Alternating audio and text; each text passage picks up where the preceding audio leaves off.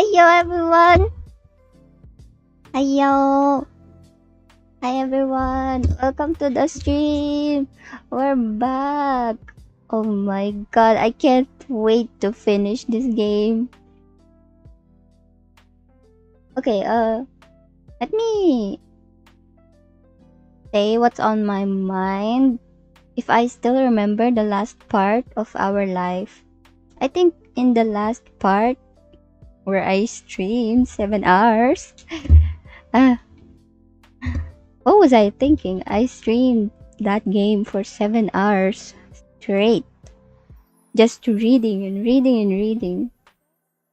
Well, goes to say I enjoyed the game. So now we're on the last step. We're on step 4. I think this is our life together after we've become like official lovers into adulthood, I think. So yeah, welcome to the stream, guys, and we'll be getting right into the game. Let me just quickly switch here. Nice, we're here. Oh wait, so here's the desktop, the audio. Yeah, here it is.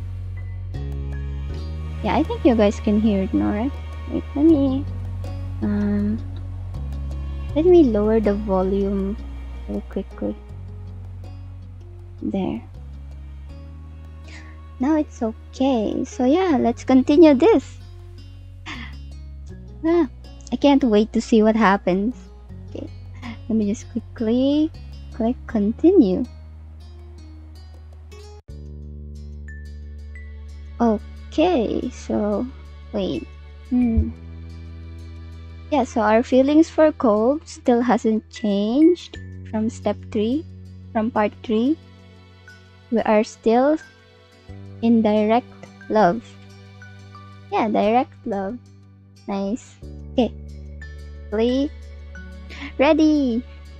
I am ready for part 4. Yep. Okay, step 4. Yeah, we're on the last part. Step 4. Though, I think this game has like a DLC, like a Cove wedding DLC. But I'm not sure if I'm gonna buy it yet. So yeah, this can be considered the last part for now in this series. So yeah, let's go. Okay, so we can customize Cove again. As always, we're gonna customize both. Oh geez. Oh, hey. So his hair. Should I choose for it to be long now? To be short, or I think I want to keep the consistent middle, parting in the middle. Yeah, this one. No, the middle.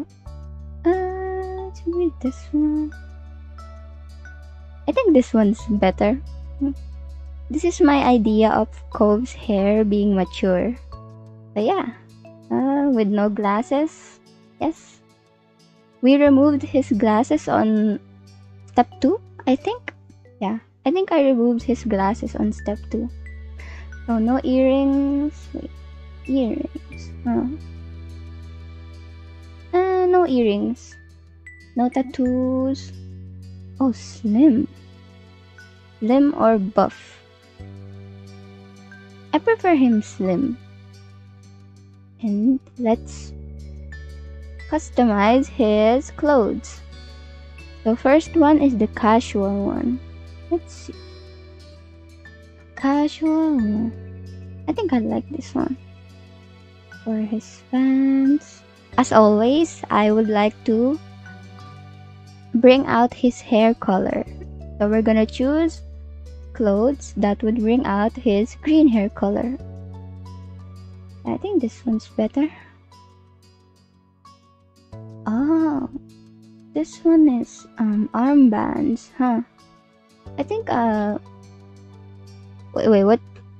A scrunchie? No, that's not a scrunchie. A hair tie. Yeah, a hair tie would be good since his hair is long now. About the right wrist, let's put a little watch. Yeah. Wait, you know what? There. I think that's better. A necklace, huh?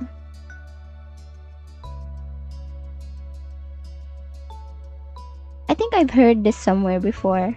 When choosing accessories, you either choose like a necklace and a ring, I think, or an earring and a watch or a bracelet.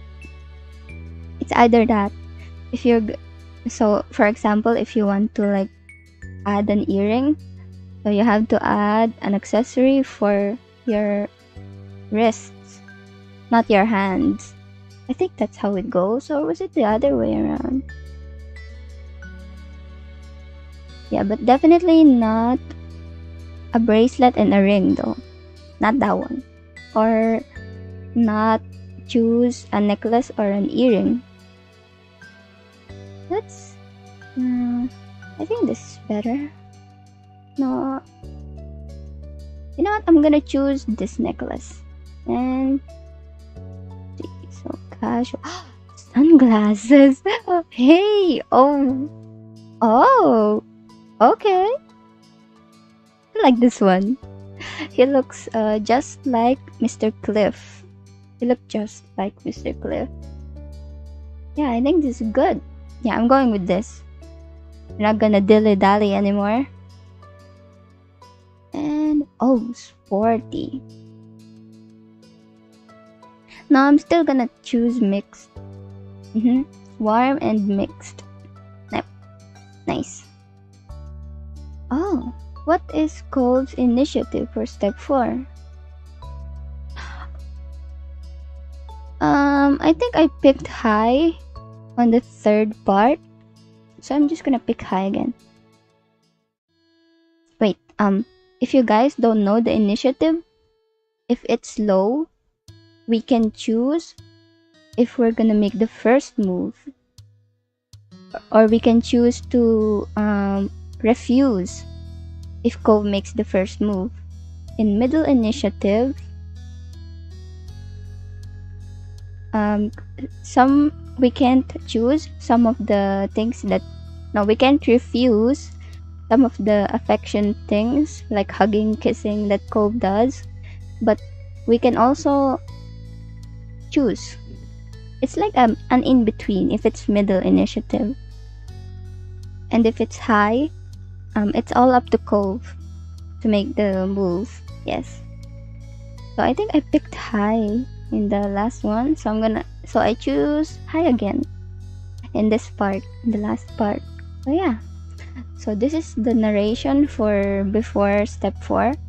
Let's quickly read through these. Oh wait, let me just save this very quickly. So yeah.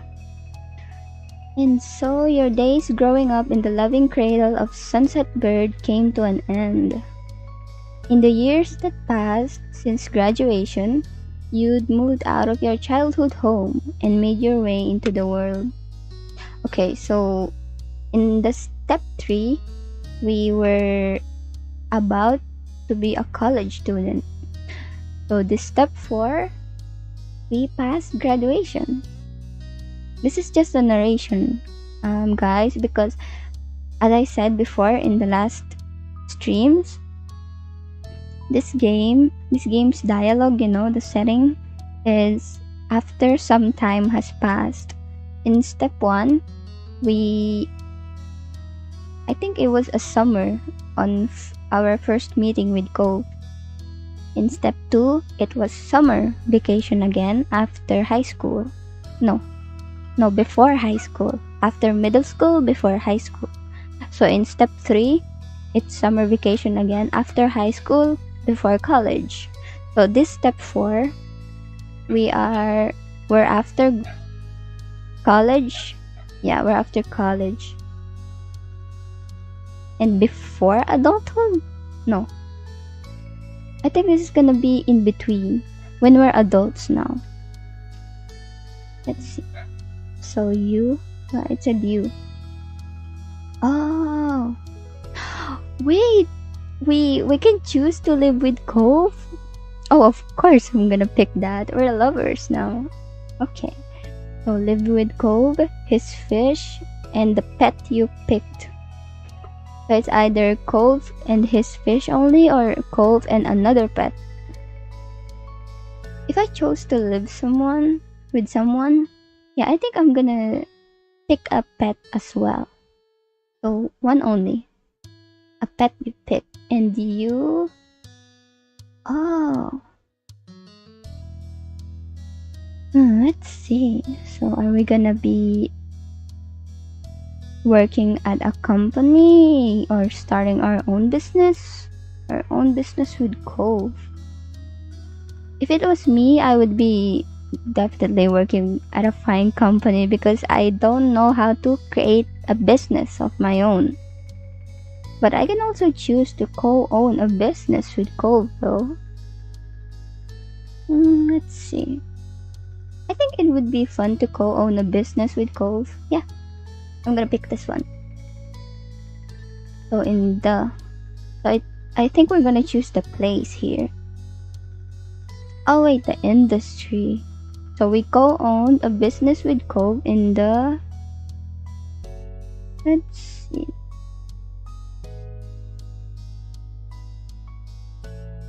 In the gaming industry, yes.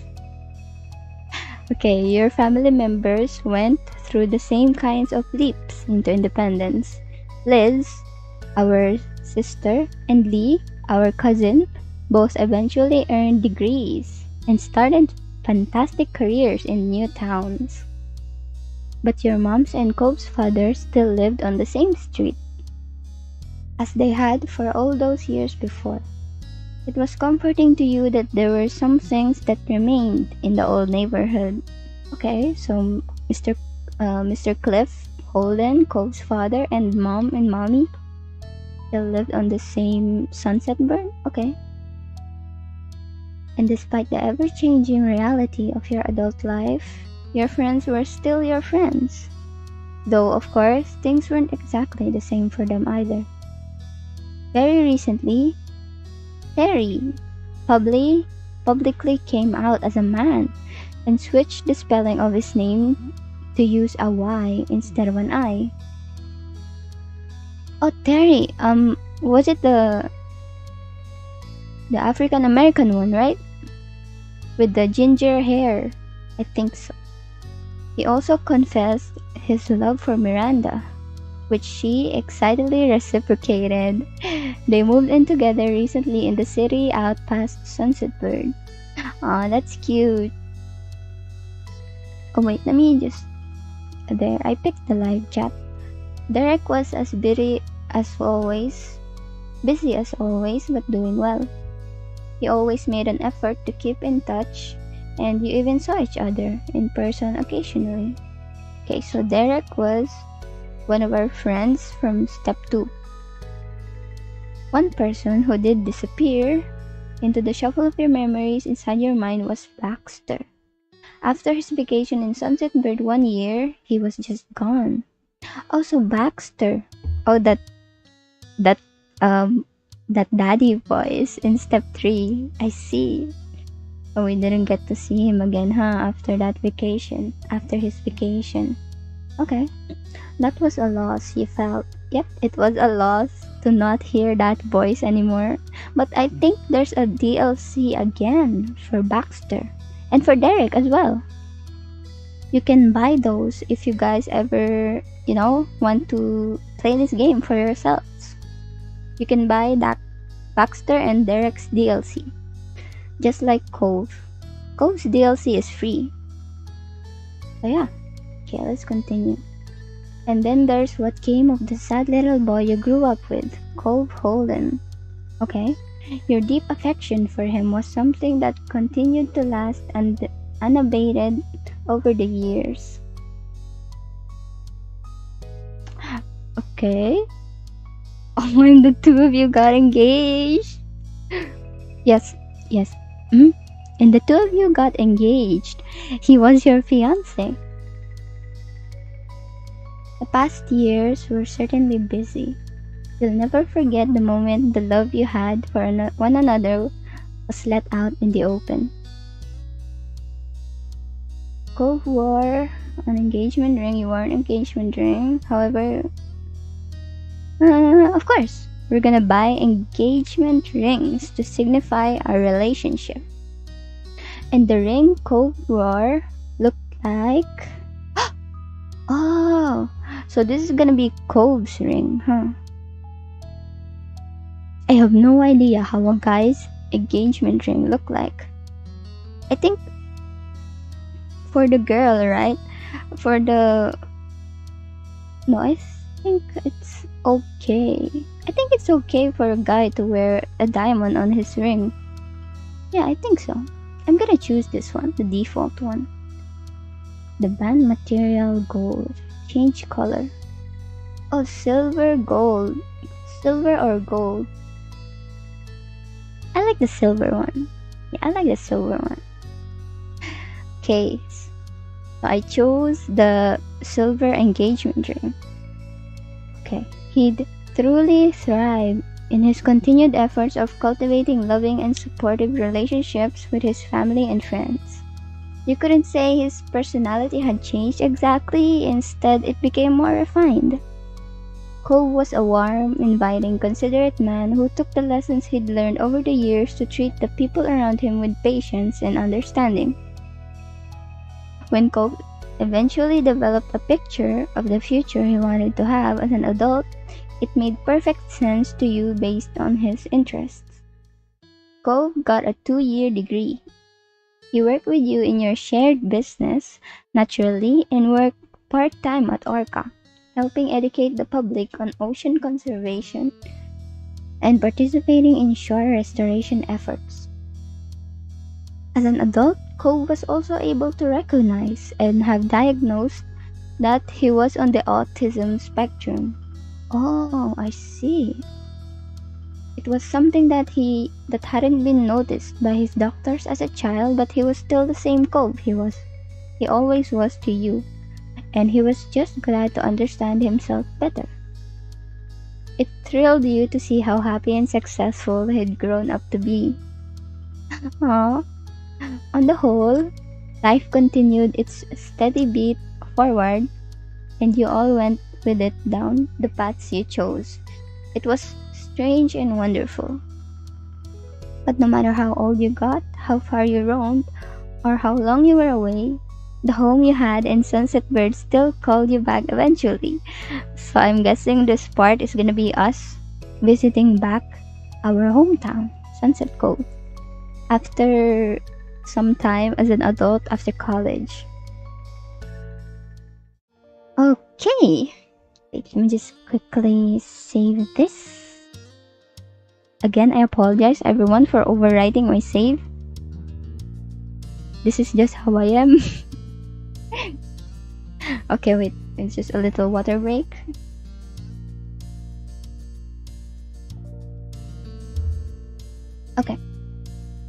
Okay, let's continue. The car rumbled down the highway. You had started to zone out when a truck in the left lane loudly zoomed past.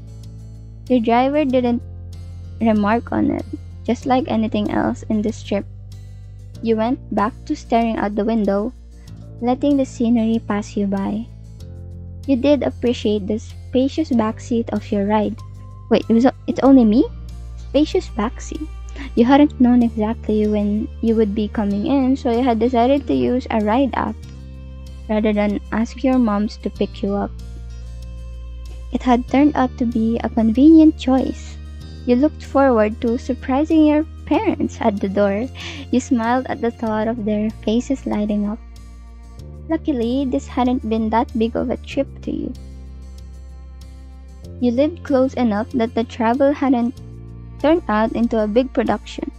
However, that didn't make the occasion mundane. For once, your moms had decided to have a modest celebration dinner for their anniversary.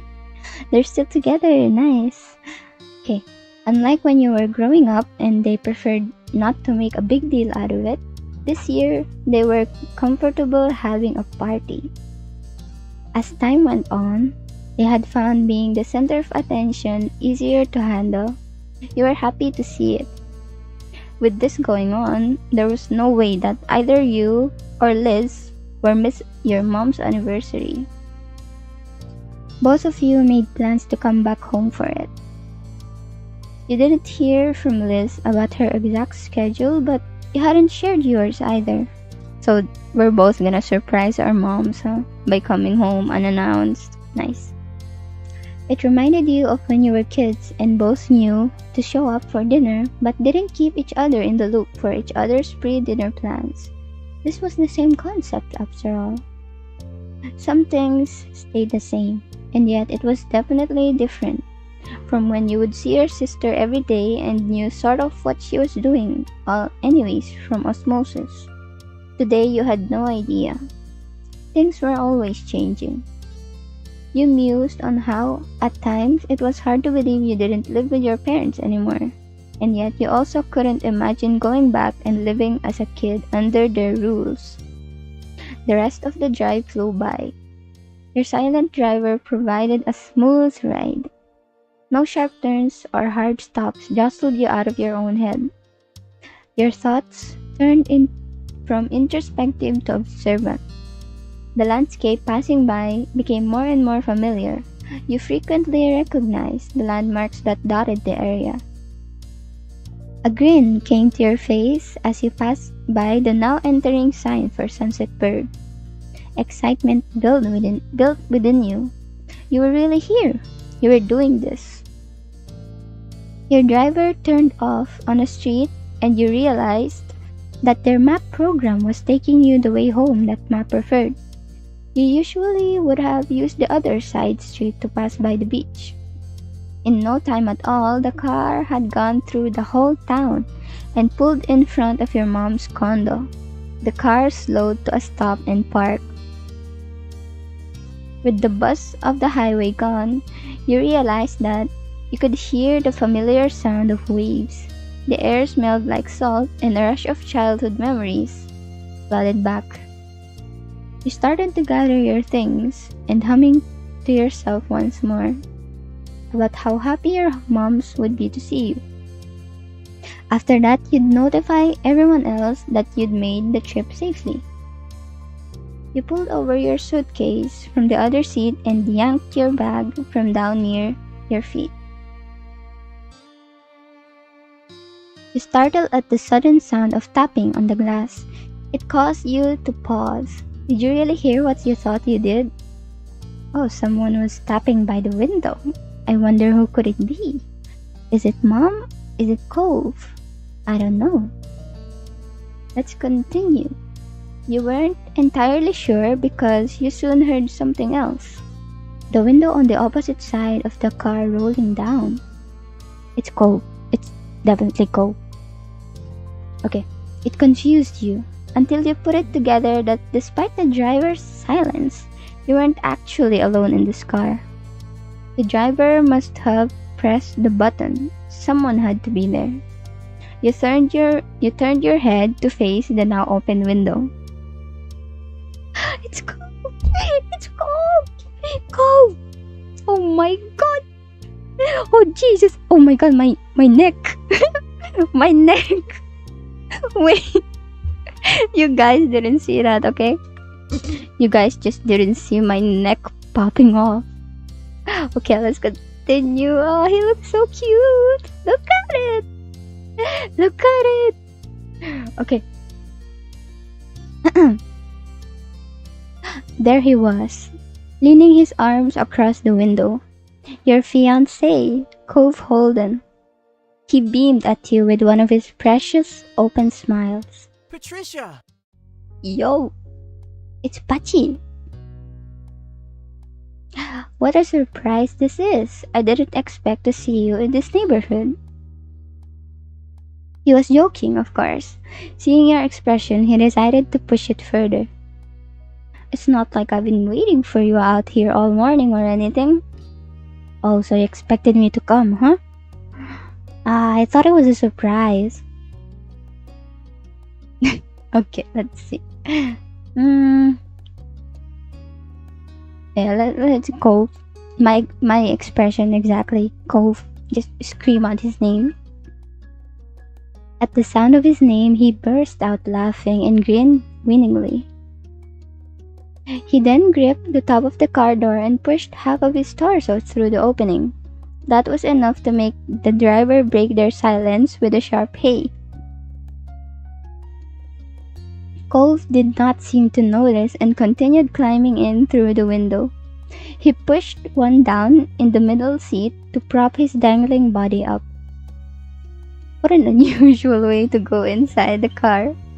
Okay, he used his other hand to caress your cheeks as he leaned in as close as he could. I missed you. Oh, I missed you too. It's been a while since I've seen you. Like literally. Wait, no, not literally. Virtually. Virtually. Okay. Let's see. You scooched across the seats and kissed him on the lips. He enthusiastically reciprocated. The arm holding him wobbled at your couch, and you could feel him smile under your smooch. He was clearly struggling to avoid falling down onto the cushion. You pulled back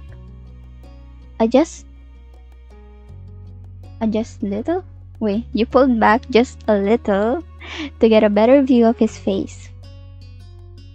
Let's see. Okay, I missed you too. Cove's smile turned awkward as his arm started to bend over, causing his body to slide downwards with it. He turned his head to the driver. Sorry. I'm always causing trouble in this neighborhood.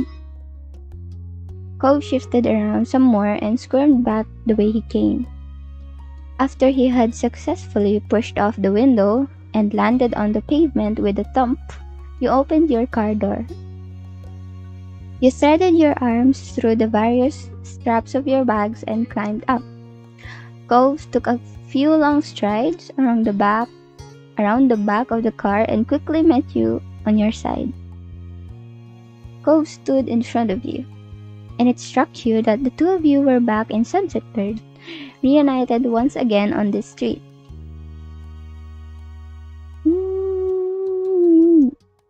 Definitely jump into his arms. We're fiancés now. But, and you were still holding your bags, Too excited. It was a little difficult to launch yourself at Cove with all your luggage in tow, but you pushed through. Cove let out a little oof as he caught you, and a bag swung around to clobber him in the back. Nice. Both of you had to maneuver around the assorted cases weighing you down. Cove snorted as your baggage once again hit his side. When you were situated, he leaned back on the balls of his heels and fully lifted you off the ground. His goofy grin let you know just how much he was enjoying your enthusiastic embrace. He didn't have a problem holding you up. His especially large height allowed him to lift you well off the ground. With one last swing, he let you back down. You were really ecstatic to be around him again, and absolutely thrilled that it was here in this town where you were together. Even if it had only been a short time since you had seen him off, you had still missed Cove greatly. It somehow felt a lot longer. Given your different schedules and travel availabilities, it had worked out better for Cove to head out into Sunset Bird first. He only arrived the evening before, however, and secured the hotel room. Until now, you'd never had to deal with that inconvenience of being in a tourist-heavy area. It was a fight to get a place to stay close by during the heat of the summer vacation season. Oh, so we're staying in a hotel. Living without him at your place was strange. Cove was basically a part of you at this point. You were glad to feel whole again. Oh, what happened? You idly shifted your luggage. Then it struck you that you were short one. Oh, you were short one. One luggage was missing. You got out in such a hurry that it was left behind. You reached back into the car to pull it out. Cove stood aside as you made a dash for the door. You shouldered the small bag and felt relief that you would be able to brush your teeth tonight. Got everything this time? You stood up straight, everything truly gathered up and out of the car. You gave the back seat one last glance and then nodded. Cole shut the car door after you had moved out of the way. The two of you stepped off the street to give the driver some room. Cole waved. Sorry again. The driver said nothing and drove off. The driver must have been pissed. With the road clear, you let your gaze drift across the neighborhood that you had known forever. It was such a small place to spend so many nights. You were flooded with memories of going up and down the street during every stage of your life. Being a little kid following your big sister to the playground.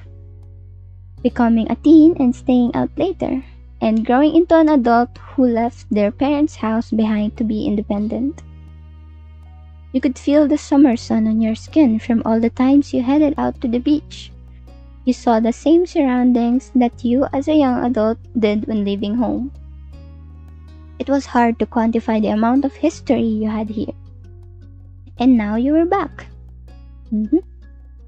Despite taking in the neighborhood again, you'd never lost awareness of Cove's presence.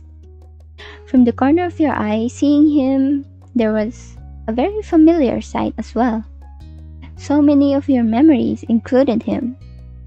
Your mind drifted from the neighborhood itself to the person who used to live there. You couldn't help the feeling of nostalgia.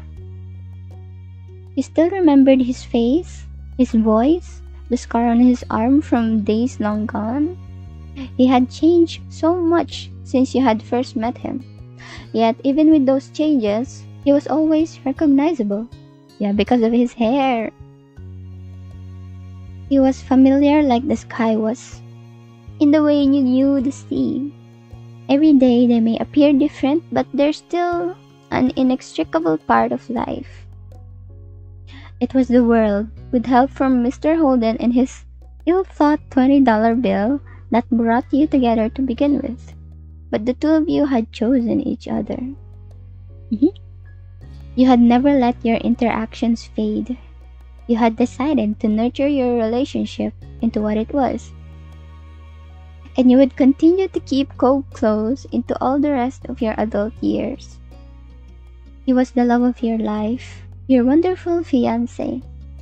The day when you would be officially married couldn't come soon enough.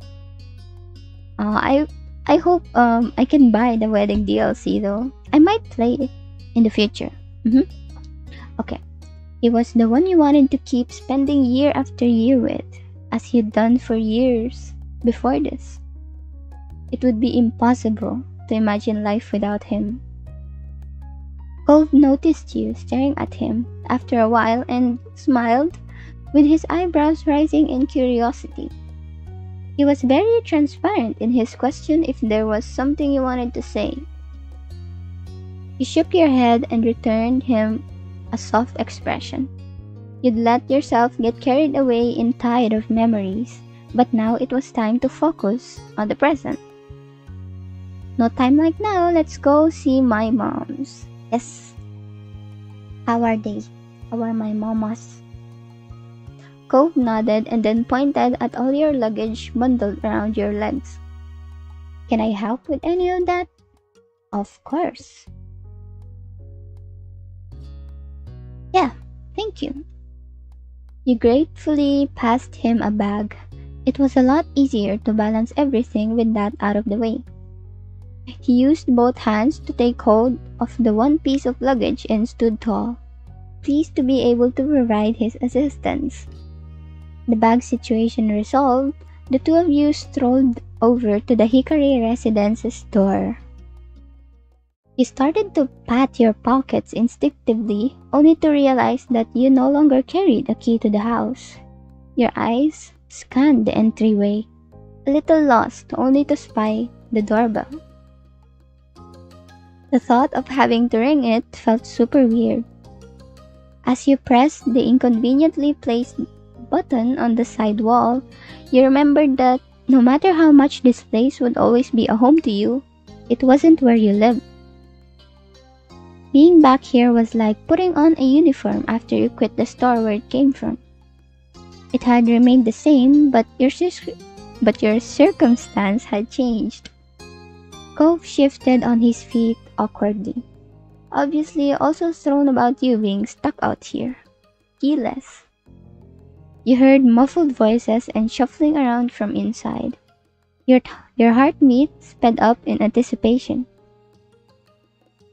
The door swung open and there was your mom's smiling face. She immediately brightened at seeing you standing there. Well, well, well. Mom twisted her head back and gave a shout down the hall. Lani, guess who's here? There were more distant noises, no doubt, Ma getting up from wherever she was to come see. Her high-spirited words rang out clearly. I hope it's one of my children. Mom snickered, still holding the door only half open to hide you for a little longer. Cove flushed as if suddenly realizing that he was going to be present for your mom's enthusiastic welcoming of you. You smiled to reassure him that he wasn't intruding. Ma finally reached the door open and peered over Mom's shoulder. Hi Ma. They have grown. She gave you a once-over, patting the tops of your shoulders and moving down the sides of your arms, before she nodded in satisfaction that you were in one piece. How sweet. Ma inclined her head to Cove next, not leaving him out either. You count as one of my kids at this point anyways. I have double the surprise today. Yeah. His voice. Wait, his voice though. His voice is yeah, Okay, we're gonna continue. You grinned at your parents and laughed. You missed their presence so much. Okay, we're gonna come in. Your mom moved aside and held the door open for you, gesturing for you to enter. You stepped into the living room. It was comfortable and cool. Cove was half step behind you, his eyes on a new painting your moms must have added since the last time you were here. Things were mostly the same, but there were more decorations since you had seen the house last. Mom may have gotten the urge for some interior designing again. It struck you how odd it was to be the guest, only observing their choices for the living space here rather than a full-time occupant. Ma came up in front of you, excitement in her eyes. Okay? I'm so glad you're here, Ma says. That's fine. You knew your mom and I would have been happy to pick you up. But you're self-sufficient and responsible. That's okay, she added. What matters is that you arrived safely. Mom appeared at her side with a nod. Welcome back, kiddos. You appreciated that your parents respected you as an adult even if Mom still called you kiddo. You figured long ago that you would always be her kiddo no matter how grown you became. It was part of the whole parent-child deal with her. Of course, we're gonna give them a hug. You took another step forward and pulled Mom and Ma into a great big hug, squeezing them tight. Their arms wrapped around you in return, and you could feel their love for you in their embrace. I wanted to surprise you, yes. Well, you succeeded. Your timing was lovely, Ma says. It's always nice when I'm able to come by, Cove says. Your mom's giggled, pleased. So how's it been? I hope you've been doing good. Getting enough excitement and all that. Speaking of exciting things, your anniversary dinner. Is everything all set for that? No problem. We're happy to help if there's something we can do, Cove says. We've been plenty fine. It's been a little quiet, but that's not a bad thing, Mom says. Mom placed her arm around Ma's shoulder and gave her a side hug. Don't worry about it.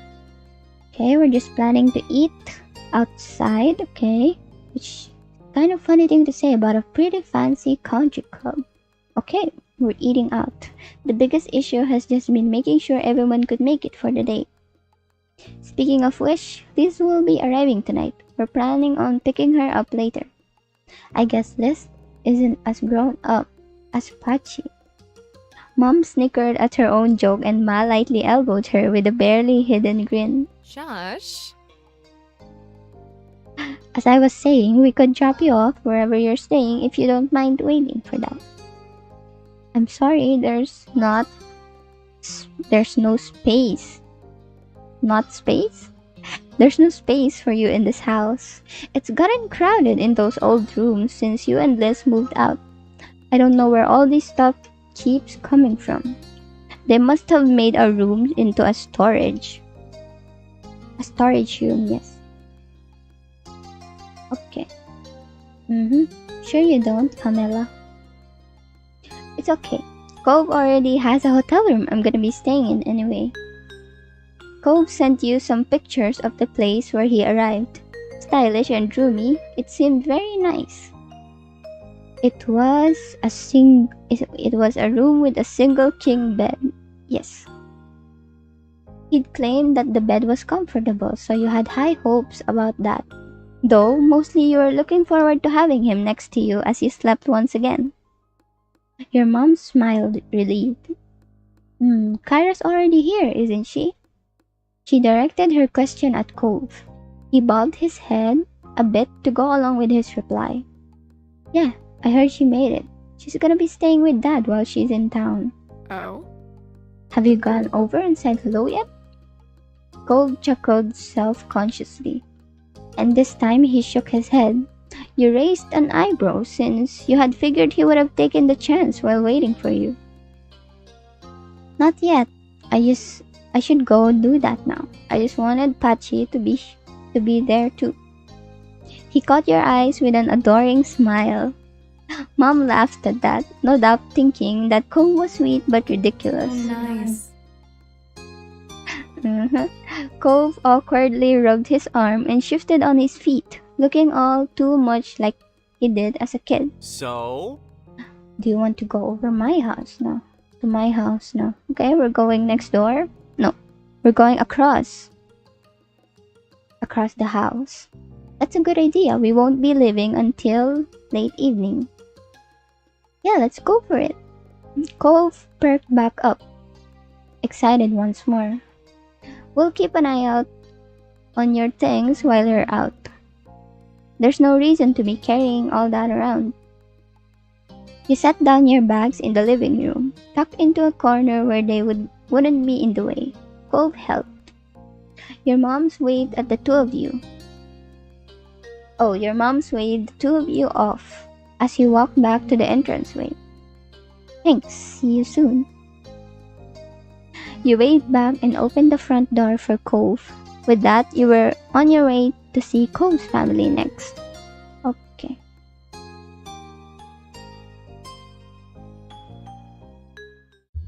This trip put a special little pep in Cove's steps as you crossed the street to his dad's house together. Your spirits were equally high. Doing this, you felt like a teen again. I still remember that. In step 3? In step 2. Step 2. Yes, step 2. Okay, you had known Cove's parents for a long time now. When it came to what you called his dad,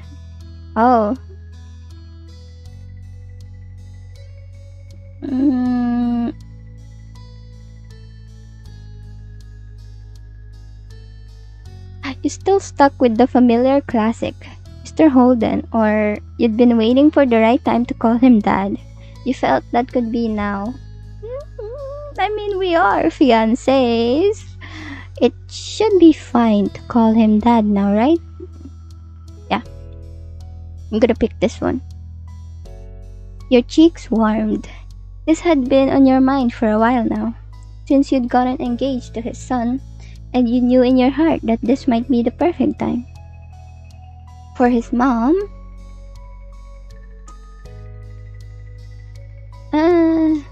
yeah, I think it's better as well to call her mom. You'd been giving this a ton of thought recently. The smile on your face wavered. There was probably no better time than now to test this out.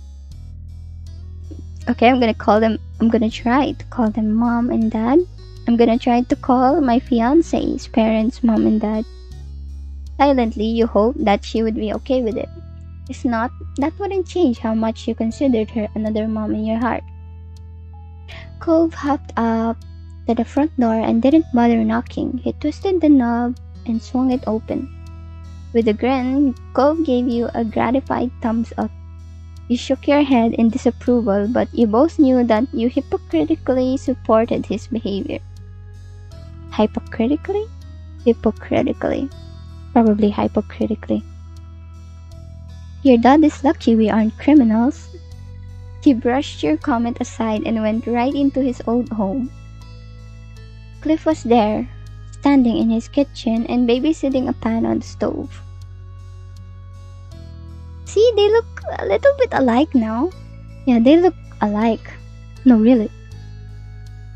His eyes, their eyes, and how they dress up. Definitely father and son. His head turned at the sound of footsteps, and he brightened instantly at the sight of you both. Cove matched his enthusiasm instantly. If it was anyone else, you would have thought he was lighting up with a childlike joy over seeing his dad again. But since you knew what Cove was actually like as a kid, you were aware this level of happiness with Cliff was definitely not equivalent to any childhood feelings of his. Yep, if you guys don't know, Cove and his dad were not that close when he was a kid. I think you guys can see it in step 2 or 3.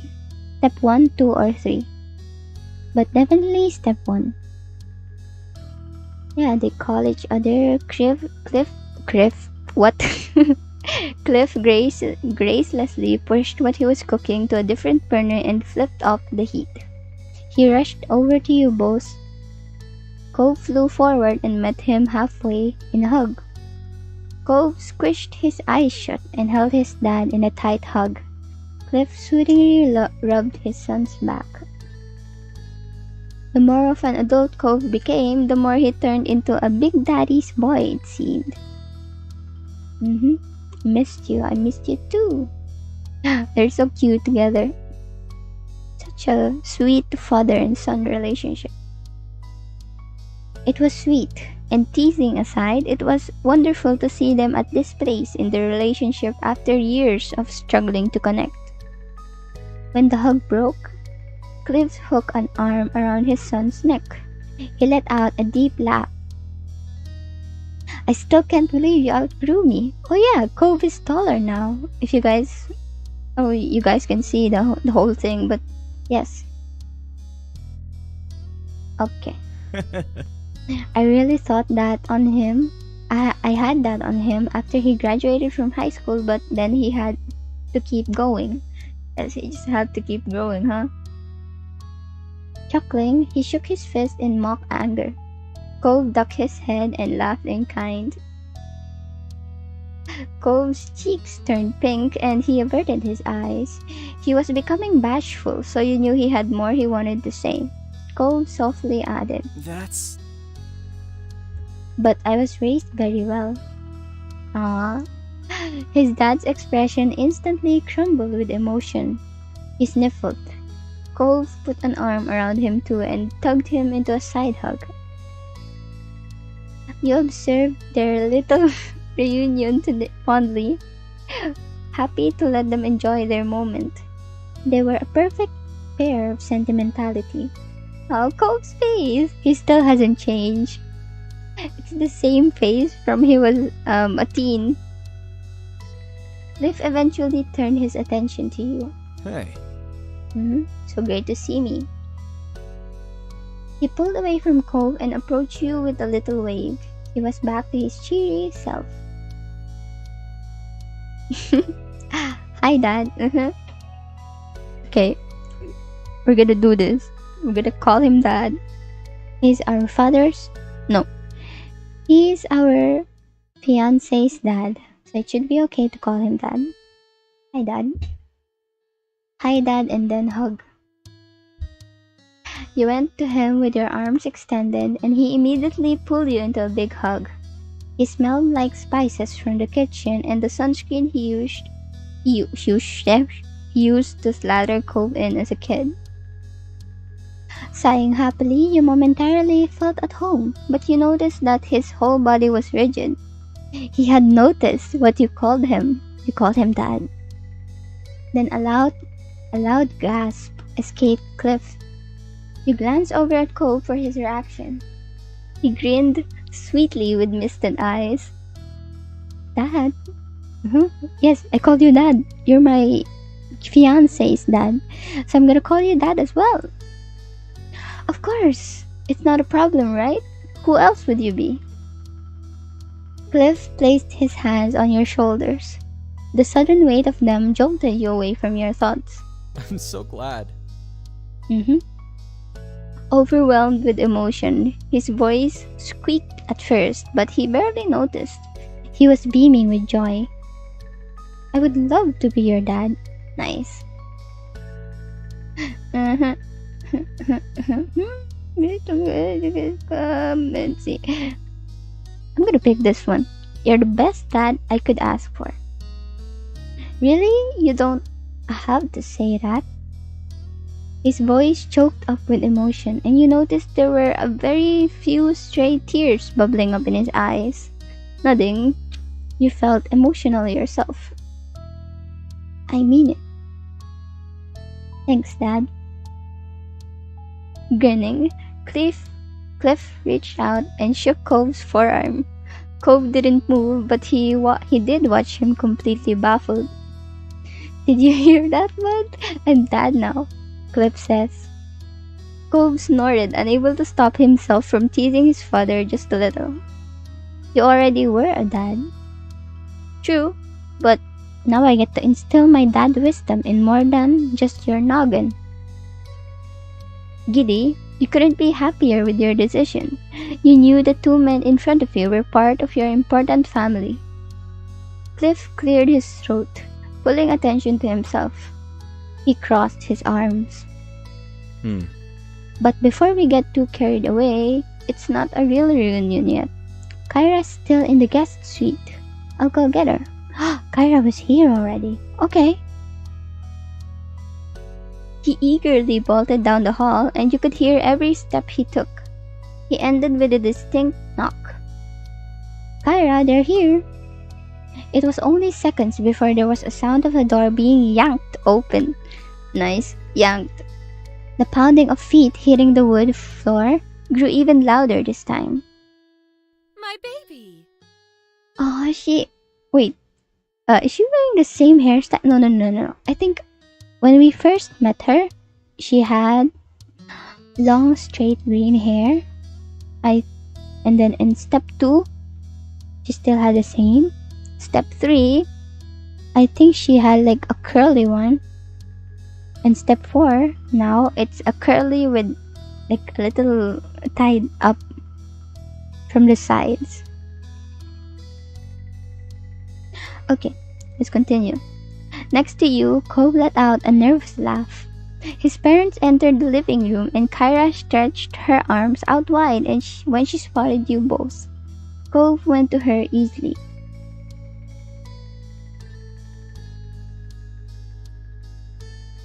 Yeah, you went in for the hug. She pulled you tightly into her arms with Cove. You were squished, but felt every bit of love Kyra held in her heart for you both. Cove wrapped his free arm around her too. He rested his head on top of hers and let out a happy sigh. After a moment, Kyra let go and pulled back to get a better look of your faces. She surveyed every inch of them and appeared satisfied.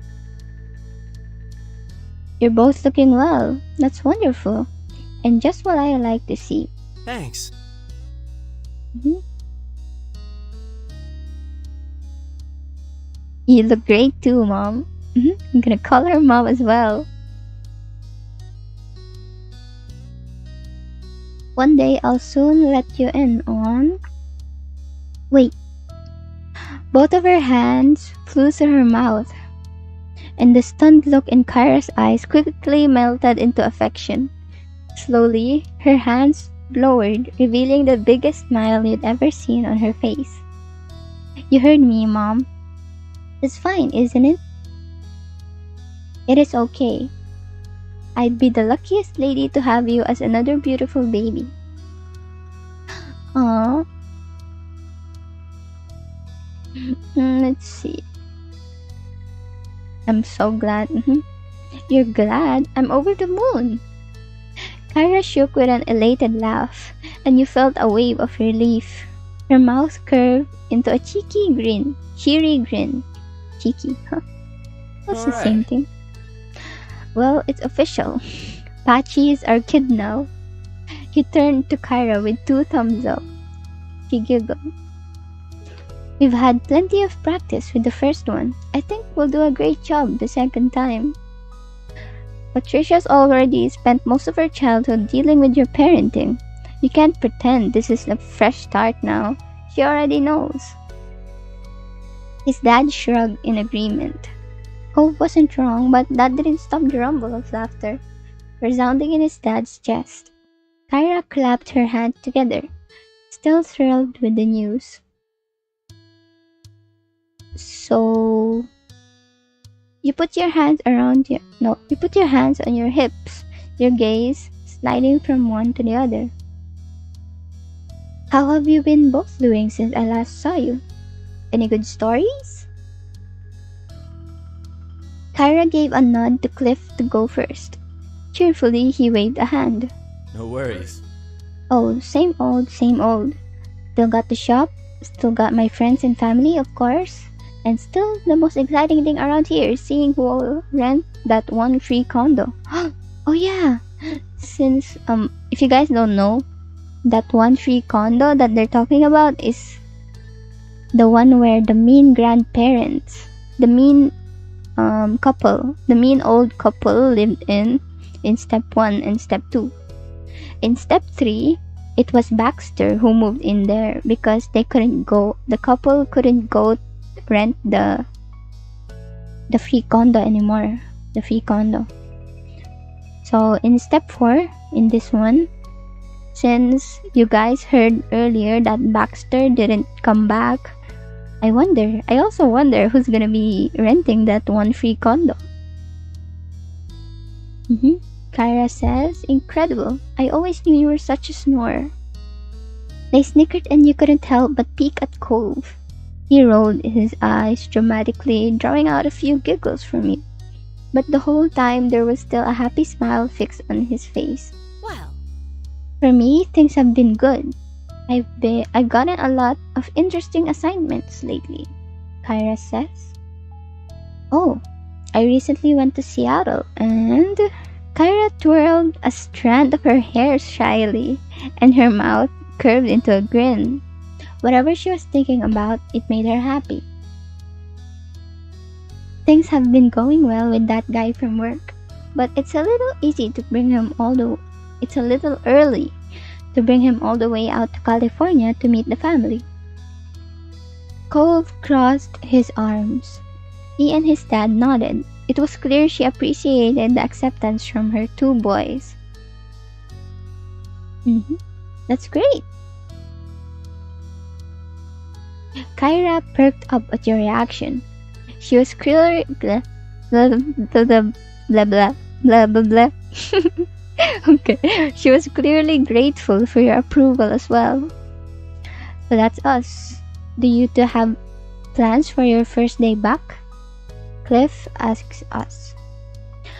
The only thing I have to do is pick up Liz later tonight before we head back to our hotel room.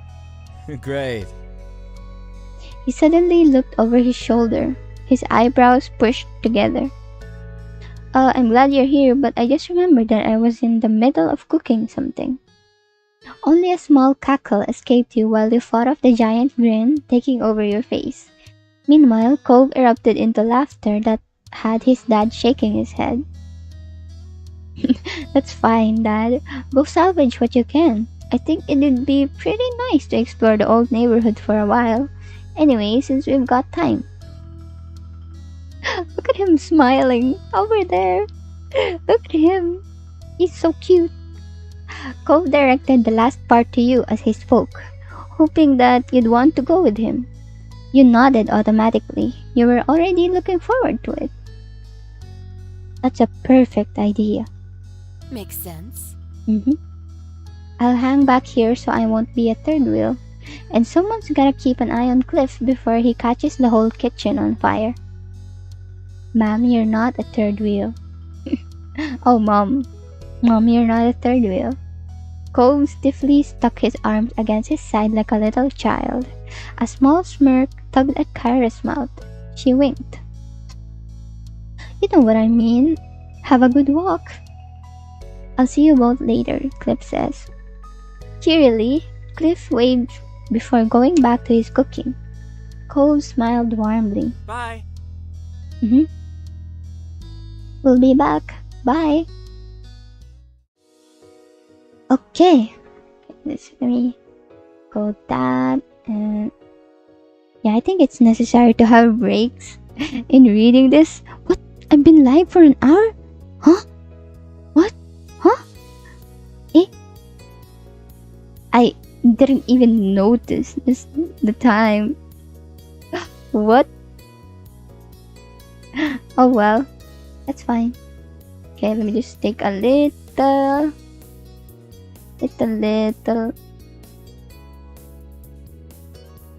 break, yes.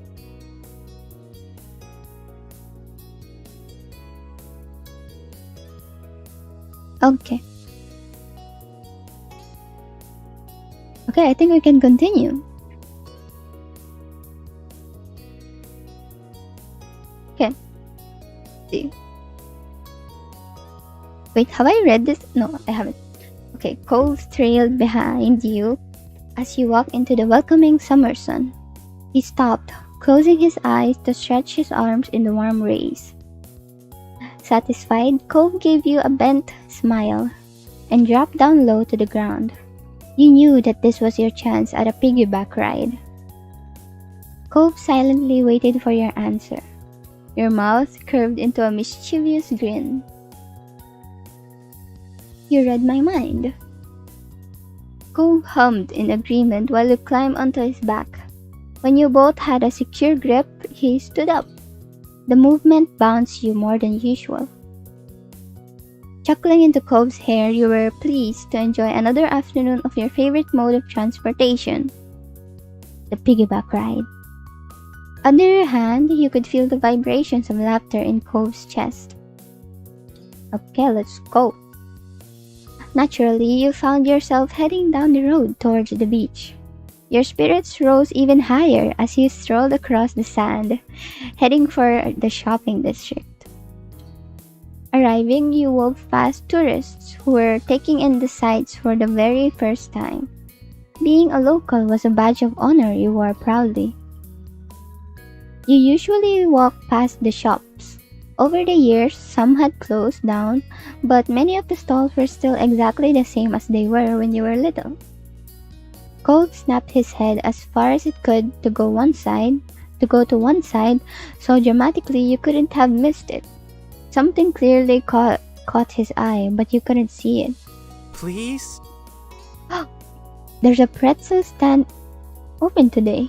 Can we get one? When his gaze found you again, he wore the biggest smile. He chuckled. Yeah, we can. You fondly thought about retracting your previous thought. Cove was beaming now.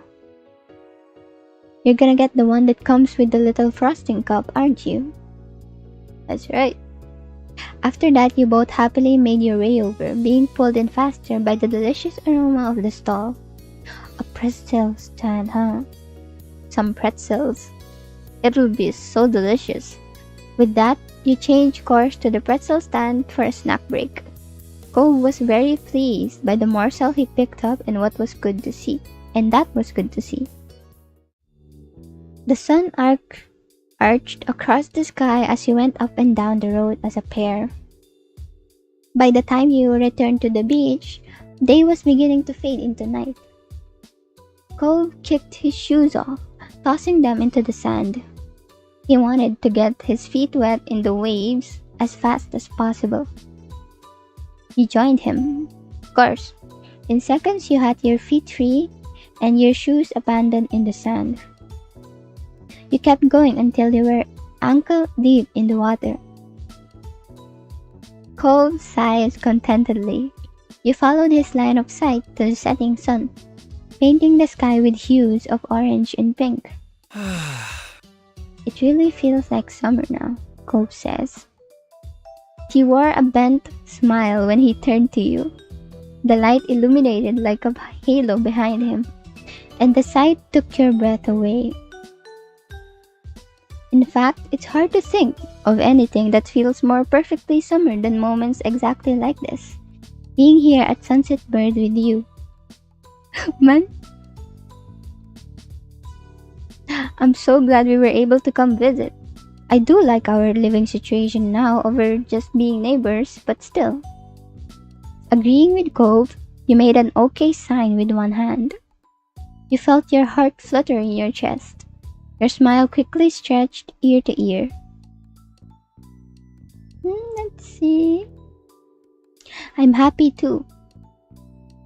The last rays of sunlight glittered on the water, mesmerizing you.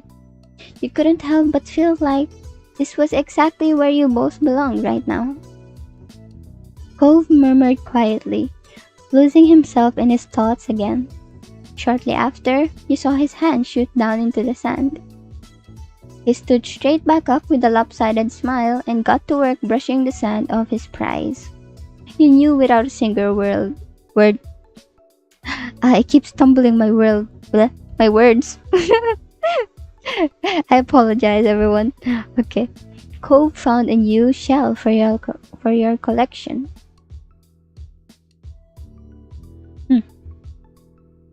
As you wandered down the beach, Cove followed at your side in comfortable silence. Your shadows stretched across the sand like they were leading the way. The only noise you could hear were the soft footfalls on your feet and the waves gently rocking into the shore. For a moment in time, it felt like there were only the two of you in your own little world.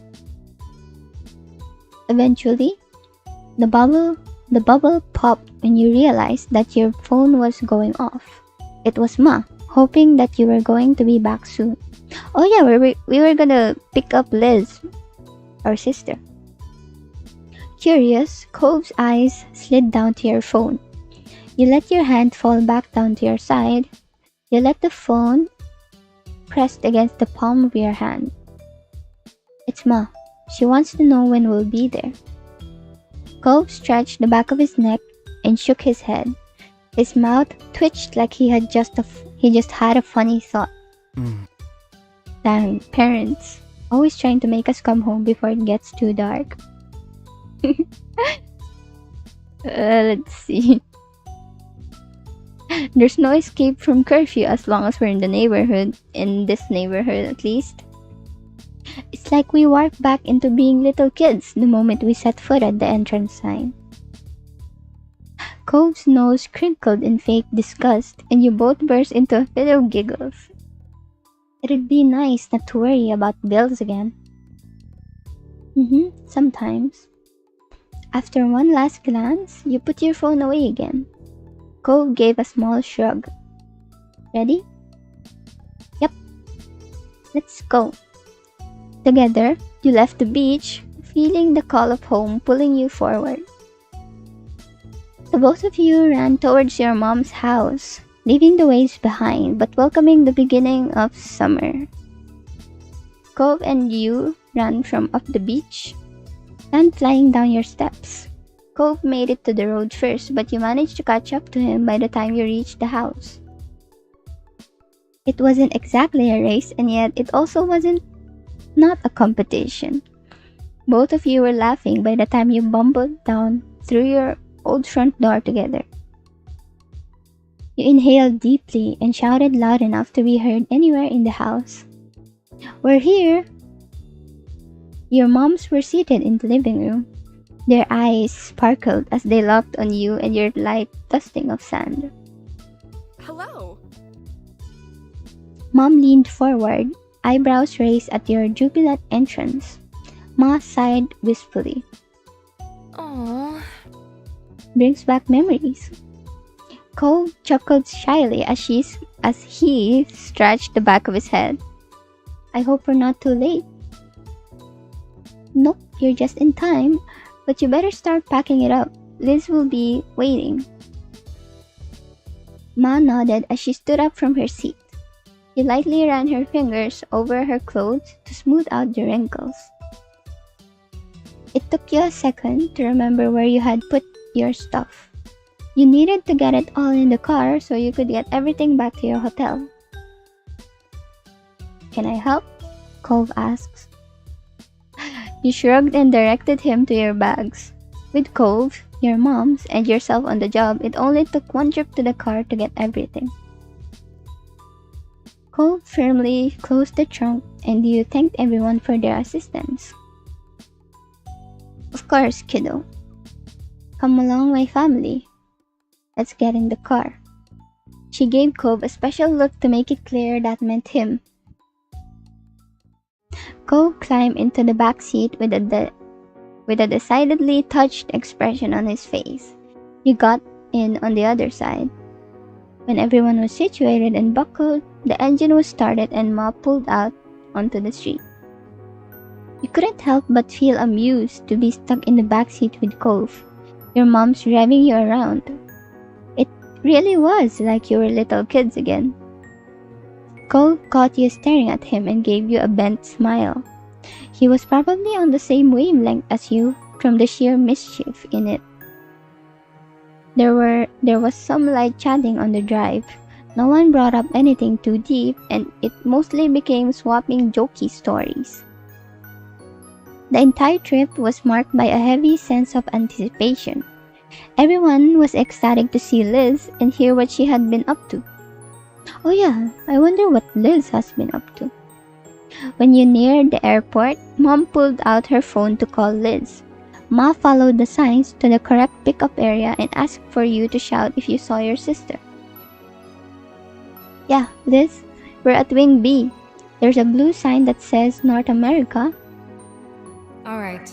Tell her that we're right in front of the building with blue windows. She says that she is outside, right by a yellow truck. I see at least 3 yellow trucks. I think you're doing work at the airport. The back and forth continued with Ma driving around in the wide, circular airport road while Mom attempted coordination between her and Liz's location. Aha! You leaned forward, peering out at the front of the car.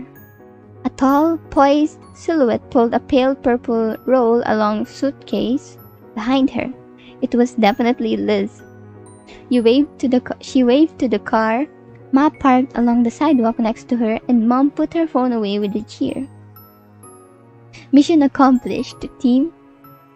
Ma excitedly reached over to grasp Mom's raised hand, thrilled that both of her kids were back.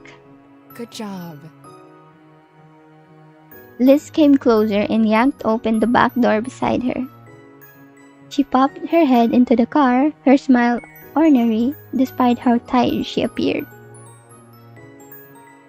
It must have been a long trip for her, yet her expression was the same familiar smirk that you had grown up with. Hey. She's so mature now. She's so grown up. She's so pretty. Sheesh.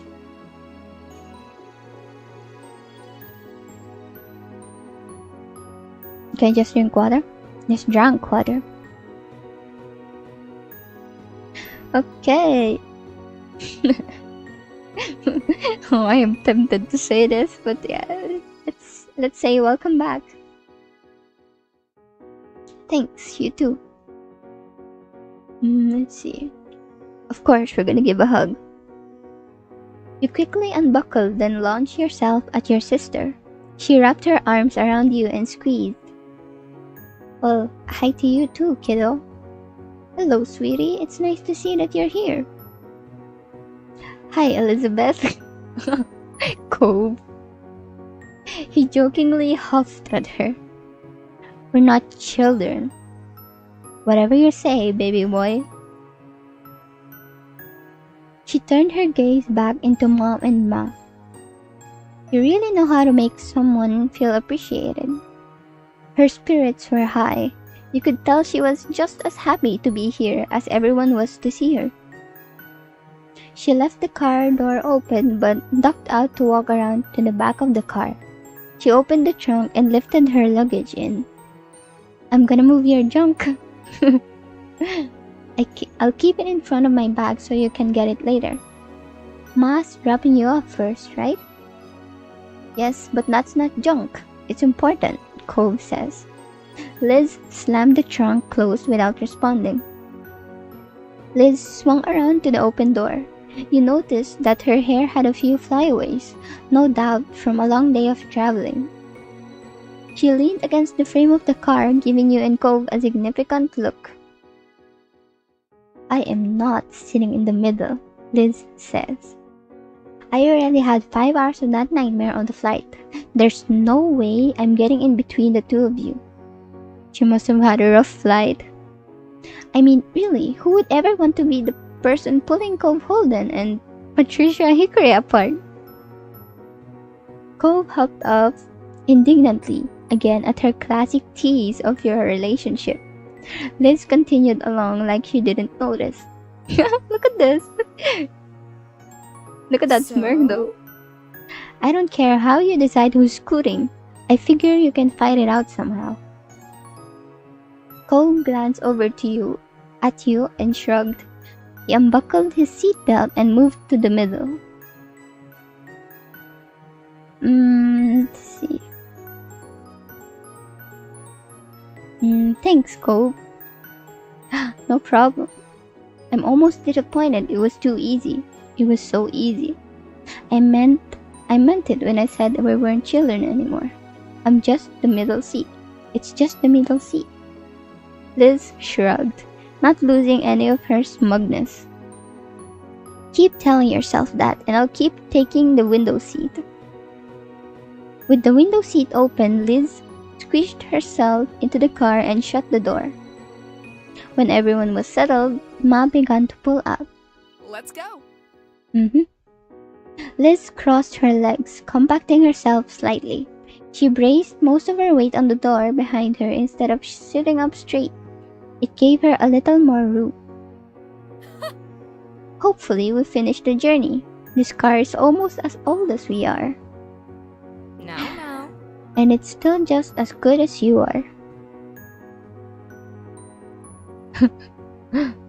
Okay. All the complaining definitely means Liz is back. So complains. So complains Pachi. Mom turned up the radio as Ma merged onto the highway. The station was familiar, the normal soundtrack for when she had driven you and Liz around town. Liz bounced in her seat, enjoying the classic tune. The song would be old enough to vote at this point if it was a person. That was hard to believe. With Liz, the conversation livened up despite it getting later and later in the night. She told you all about her week and all the travel preparations she made. By the time she made it to the actual tale of travel itself, Liz started chuckling. On the plane, Liz had sat next to a couple of girls who had talked a lot about how well they could read people. Liz recounted their conversation with her in a hilarious detail, as they had apparently tried to guess her occupation after only shaking her hand. Neither of the girls could agree with one another, and Liz had refused to just tell them. However, the drive to your hotel was only so long. Eventually, your group arrived. You yawned and got out of the car when it stopped. Cove clambered out after you. Liz gave a loud sigh of relief at all the extra space she found herself with. You and Cove grabbed the luggage and then waved off your family after you said your goodbyes. After they left, you and Cove went to go find your room.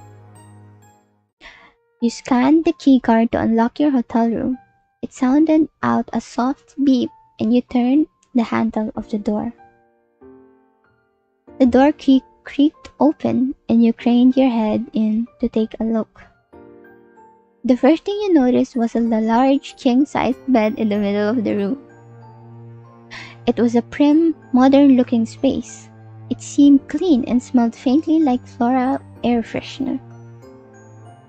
A smile played on Cove's face as he watched you take in the space. "The bed's nice, huh? Which one of us is gonna use it?" Cove asks. Okay, here we go again. "I'm kidding. I'm just kidding. I want to share, really," Cove says. "Good." Cove let out a breath in relief that he'd been holding on to. "I got a good hotel, didn't I?" "Yeah, you picked out a nice one." Cove smiled like a big, pleased puppy. You and Cove continued to chat as you settled in. You unpacked some of your stuff and checked out all the room's amenities. Cove pointed out the mini fridge and started puzzling over what food could be ordered to the room. However, the fact was, you both were exhausted. It didn't take too many yawns before you both changed into your pajamas and called it a day. You had to hunt along the wall to locate the light switch. When you finally found it, you flipped it off with a sense of triumph. You turned your head over to Cove, who stood behind you in his pajamas. He was cozy and comfortable, but the pieces didn't match. He never minded that. "I am exhausted. We both need our beauty rest." Cove smiled, a soft expression that was adorable. All right. "Let's go to sleep." Despite saying that it was bedtime, Cove took a step towards you. He wrapped his arms around your back and you leaned into his embrace. Then he lifted you off your feet. "What?" Still not putting you down, Cove promptly dropped himself backwards. The both of you crashed into the tight-tucked sheets of the hotel bed. He laughed the entire time. Cove bounced on the landing and absorbed most of the impact. You laid on his chest, feeling a little jostled. "You're an absolute madman," I teased. You shook your head jokingly. His laughter turned into a snort. He smiled up at the ceiling, a thought clearly crystallizing. "My dad used to do that kind of thing to me when I was little. Sort of." Nostalgia was clear in his voice. It was a fond memory, and you felt something warm in your chest. You made a small noise of understanding that turned into a yawn. When Cove yawned in return, you pulled at the sheets until you were actually under the blankets.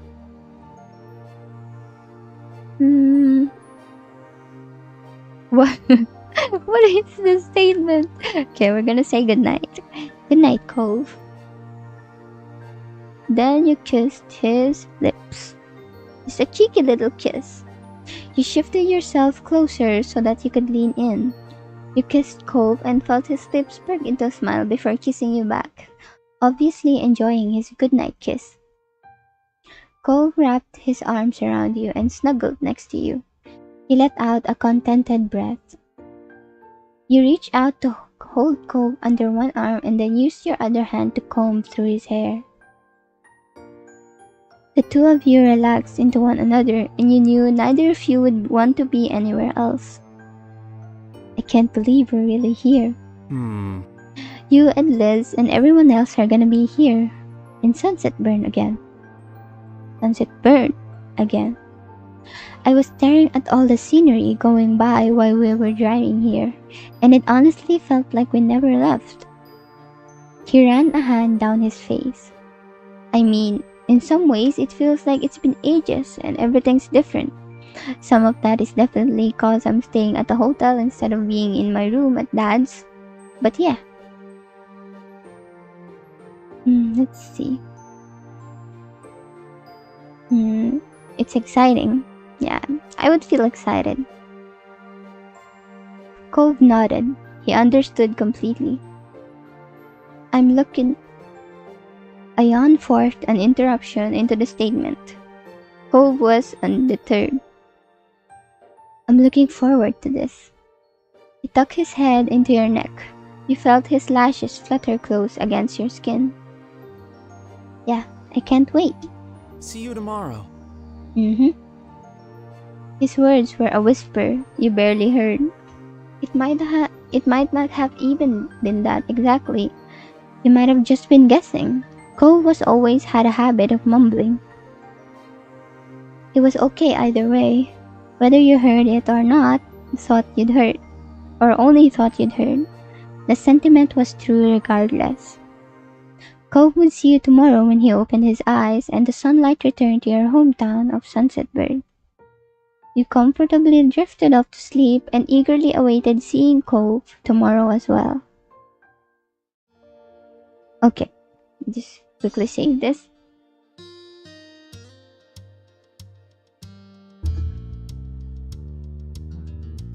Wait, did I save it? I did, right? Yep, okay. Continue. Your eyes gently opened to see a dim, unfamiliar ceiling. You recalled where you were. A hotel room. Yawning, your muscles felt relaxed and warm enough that sleep threatened to pull you under again. Morning, Cove says. Cove's voice brought you back to consciousness. The heat made sense now. You knew the comfortable weight. Oh, okay, hold on, everyone. Hold on.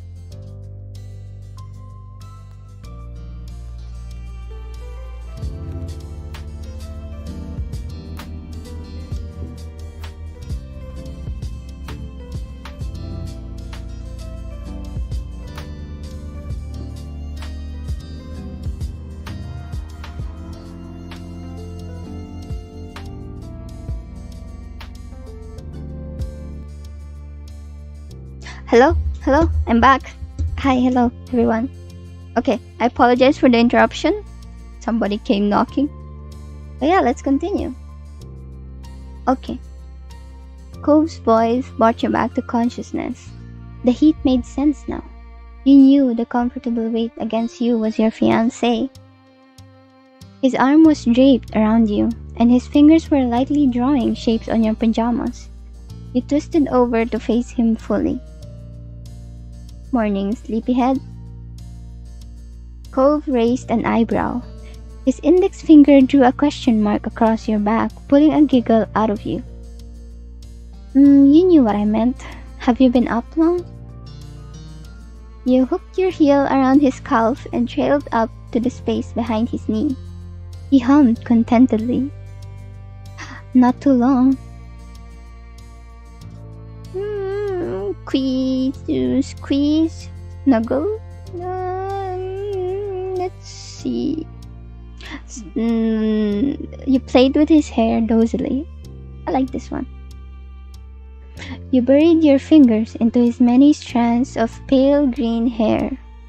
Fluttering his eyes shut, Cove mumbled in satisfaction when you gave his scalp a small scratch. As you combed through, your smile softened. You admired the way his silky hair curled around your fingertips. Neither of you were making any moves to get up and actually start the day. It was sweet and comfortable to be wrapped up in Cove. You could indulge just a little while longer. Eventually, enough time flew by that there really weren't any minutes to spare. There were too many people waiting, so you both crawled out of sheets together. Standing up, Cove took a few seconds to stretch. He glanced over at you with an animated expression. I'm really looking forward to your mom's anniversary dinner tonight. It's gonna be fun. I think so too. I mean, This whole trip is great actually.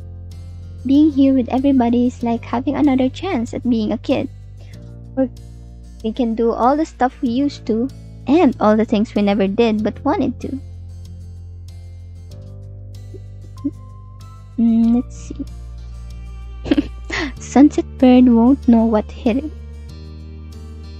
Cole's mouth curved into a bent smile. He tossed the pillow at you and you caught it. Should I be worried about getting thrown out of town or worse? Worse? Scolded. Laughing, you squeezed the pillow against your chest. You shook your head. That can't stop us now. Well, we better get back to it, huh? We've got a pretty full schedule ahead of us for your mom's big day. You smirked. So much for being a kid. So many responsibilities. I don't think seeing your friends really counts as responsibilities, Pachi. Fine, you got me there. After that, you and Cove moved around each other, busily getting dressed and ready for the day. Light laughter and chatter filled the air the entire time. Bags were packed, and phones were sought after.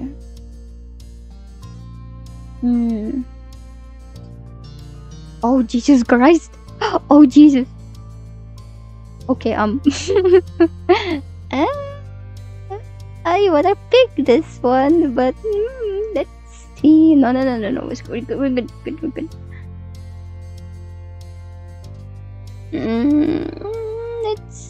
I'm gonna pick this one. You handed Cove his phone when he hadn't been able to find it. Thank you. I actually wanna pick the bad one. Okay, I'm gonna pick this one. Frigid. You slapped Cove's butt as he stepped past you. Yes, I do not regret going back to change my choice. Okay, Cove let out a small yelp. You met his eyes with an impish grin, and he shook his head. Oh. His shyness melted away as he put himself inches from you. Yabe. I might have to do something to return the favor. You raised your hands in a playful surrender. His mouth bent into a pleased smile. There was nothing else stopping you either of you now. In minutes, you were hopping into your ride and heading back to the neighborhood. It was another beautiful summer day in Sunset Bird. You couldn't resist rolling down the window, so you could absorb it all during the drive. What? Okay. Cove sat across the seat from you, nearing the opposite window. His gaze was locked outside, catching all the old landmarks the vehicle was passing. Your spirits rose even higher the moment you made it home once more. Eager, you hopped out of the car and let yourself inside. Your moms knew you were going to be there that morning. But the second you made it past the threshold, an excited scream nearly scared you out of your shoes. It's Lee, huh? Oh my gosh, she's become so much prettier. Oh, she's so pretty. You're here, and guess what? I'm here too. It's Lee, our cousin. While their heart rate settled, a broad grin quickly took over your whole face. Since your cousin moved out on her own, you'd noticed that she really found her own groove. She was still the same loving person she'd always been on the inside, but she expressed herself in new ways. Lee was strong, kind, and smart. Over the past few years, she graduated college with a degree in history. Though last you heard, she was pursuing her dreams, working towards getting into the music industry. Let's see. Lee! Excited, you shouted just as loud as she did. Lee hugged you tightly, nearly knocking you off your feet. Lee leaned in leaned to the side to glance past you and meet Cove's eye. The grin on her face widened when she waved. Hi, Cove. Hey, nice to see you, Lee. I got in practically at dawn. It was a whole thing, but at least I made it here alive. Lee exhaled and slumped her shoulders to emphasize how exhausting the ordeal was. Behind her, Liz made her way over. She crossed her arms at the scene. I'm here too, in case you were wondering. Let's see. I'm always wondering if you're there somewhere. Liz's lip twitched before twisting into a smug smile. She brushed a stray hair out of her face. Hey. You make it sound like I'm always following you around. I have a life of my own, if you weren't aware. Liz says. I know, but when I'm home, I'm always keeping an eye out for my big sister. Old habits. How sweet. I miss the days of checking to see if someone else made it into the TV first, too, Liz says. You laughed. Of course, that's what her mind would go to. Another friendly shout rang in the living room.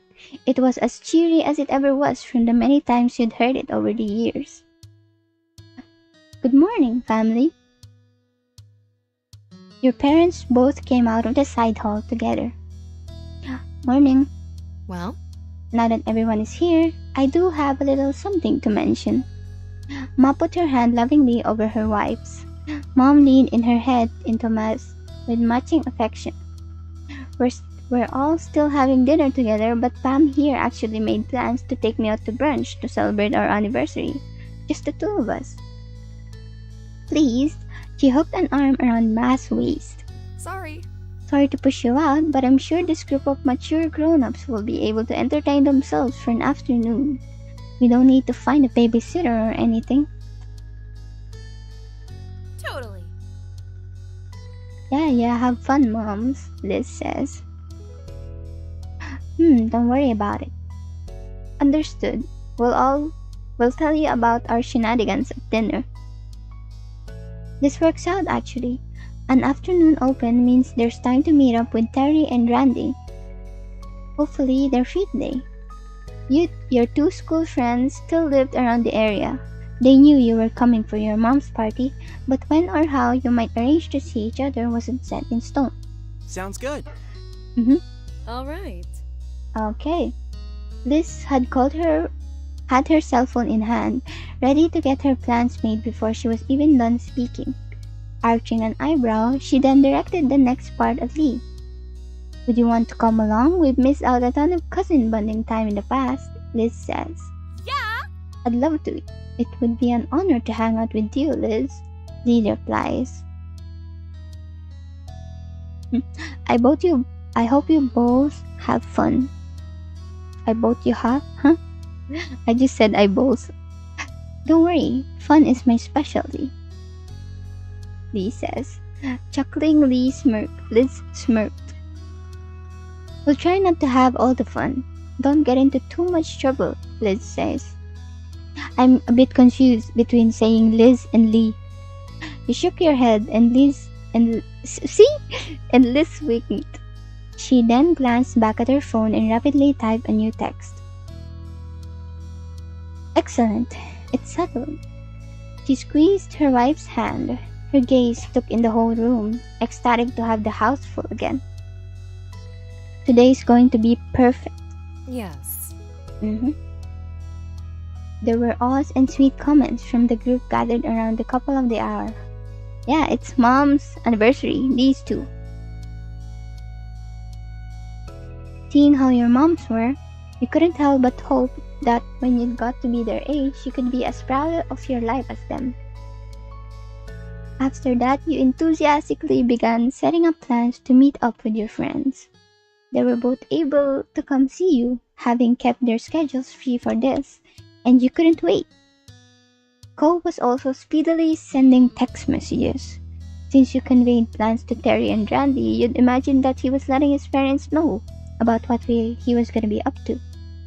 The group continued to chat and catch up until it was time for your mom's brunch and your big meet up with your friends. Soon enough, everyone was out the door looking forward to their fun-filled afternoons and the dinner late that night. Once outside the neighborhood street, you looked to Cove. He stood at your side with a bent smile. Harry and Randy were driving into town while you and Cove were traveling on foot to meet them at an easier-to-reach spot. Man, we really are kids in Sunset Bird again. Having to rely on each other, on other people who actually have cars to really get anywhere. Now we're stuck walking to whatever is nearby. What? Okay. Yeah, that should be... I thought I double-clicked again. Okay, so... You nodded along in agreement. Kicking a pebble with the toe of your shoe, you wondered if your feet would be sore by the end of the day. It had been a while, but your muscle memory could step in.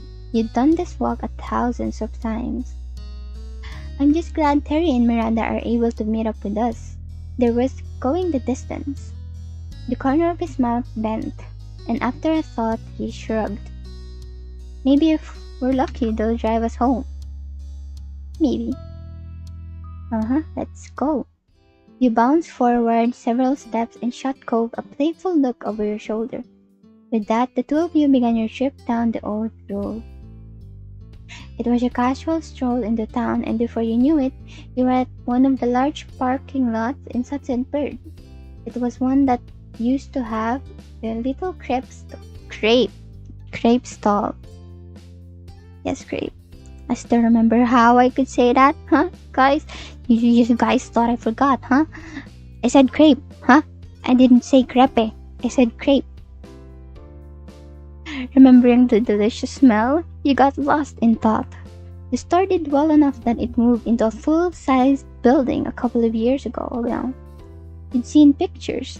It was very cute. Oh, it became like a... It evolved from a stall to a store. To a building. The parking lot was now just, well, an empty lot that cars could theoretically park in.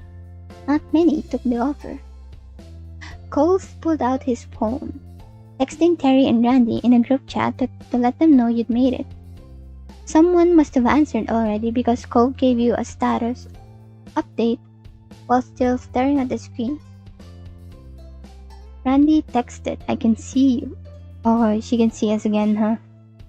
Oh, the blare of a car horn cut you off. You and Cove both turned towards the source of the noise. One of the windows rolled down. Hey, buddies. Terry. Your friends had arrived, making a spectacle of it, as expected. Being the only car meant that they got the pick of the lot, so they pulled to a stop in front of you. The window closed back up, and instead the two front doors popped open. Terry and Miranda stepped out into the pavement. Hi, Cole. Hi, Pachi. With a cheery wave, Miranda skipped towards you. Terry, on the other hand, walked speedily over to Cove, squeezing him into a hug. A quiet laugh escaped Cove, along with the majority of the air in his lungs. He didn't fight the constriction, but instead gave Terry's back a pat with a large grin running across his face. When he let Cove go, Terry came right up to you. He held his fist up for you to bump it. Fist bump. You pressed forward, meeting Terry's knuckles with a light bop. He greeted you with a satisfied grin. It felt so nice to have your friend group reunited as adults. Terry was currently a full-time lifeguard down at the busier beach a town over.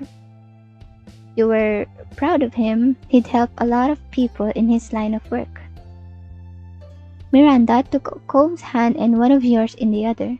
Her eyes alight, she gave you both a gentle squeeze. So great. Hi, Terry. Hey, Miranda. I think I fumbled the hi and the hey.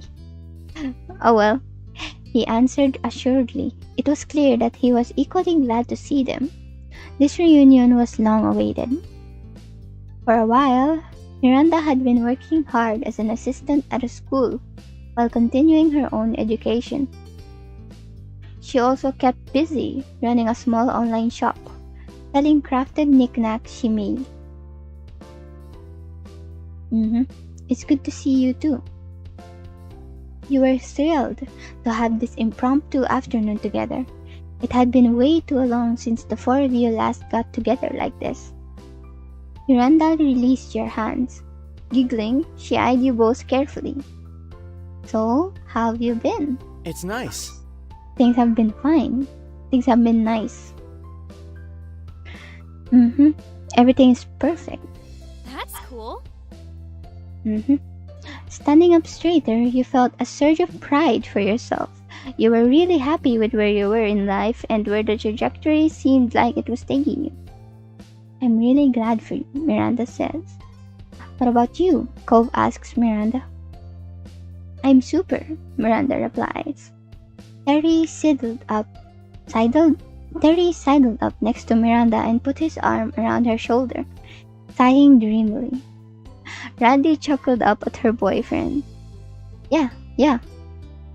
Things have been unbelievable. He pressed his cheek against Miranda's and she let out a light squeak. The sight put an amused grin on your face. Your friends had made a wonderful couple. They knew each other well and cared about each other so much. It was no shock at all when you heard the news that they'd started dating. The corner of your mouth curled playfully while you took in the warm welcomes all around. At times, it was still kind of funny how your group of four friends evolved into two couples. Not that you were complaining about it, you thought it was an amazing thing. Cove then pulled his phone out and peeked at the screen. He repeated the motion every so often. You raised a curious eyebrow at his unusual behavior. Cove was too focused on whatever he was doing to even notice you noticing him, which was even stranger. So... Is there anything either of you want to do while we're here? Any place you'd want to see? I'd be up for a lot of things, but actually, there is something that I want to do right here. Oh yeah, what's that? Terry poked at Cove's arm playfully. Miranda met your eye, silently asking if you had any idea what Cove was talking about. You shrugged. I just want to see my friends. Huh. Cove, you're already doing that. Well... True, but I could be doing it even more. You, Terry, and Miranda all turned into Cove with identical, incredulous expressions. He stared moved to a point past you three, and you heard the scrape of a gravel underfoot. Someone else stepped into the parking lot. Startled, you jumped at the call of the warm voice shouting over. Sup, guys and gals? What happened to Derek? He became stoked. He became buff. Oh, Jesus. Okay, hold on. Just had to drink water? Okay. What happened to Derek? Oh my god. It's been a while since I've seen him. I think he was last seen in step 2.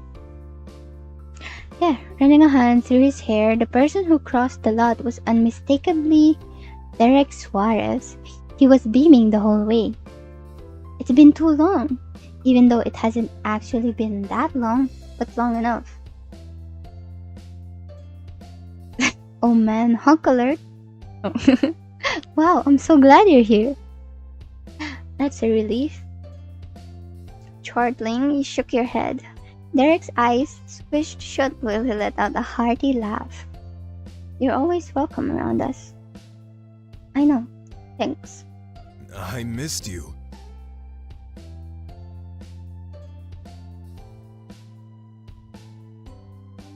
Okay.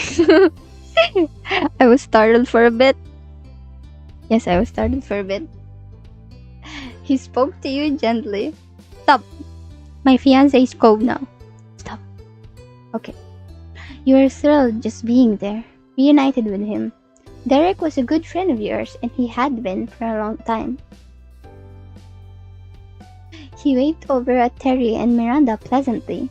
Over the years, they all had met several times in passing, simply through being friends with the same people. Up, big man.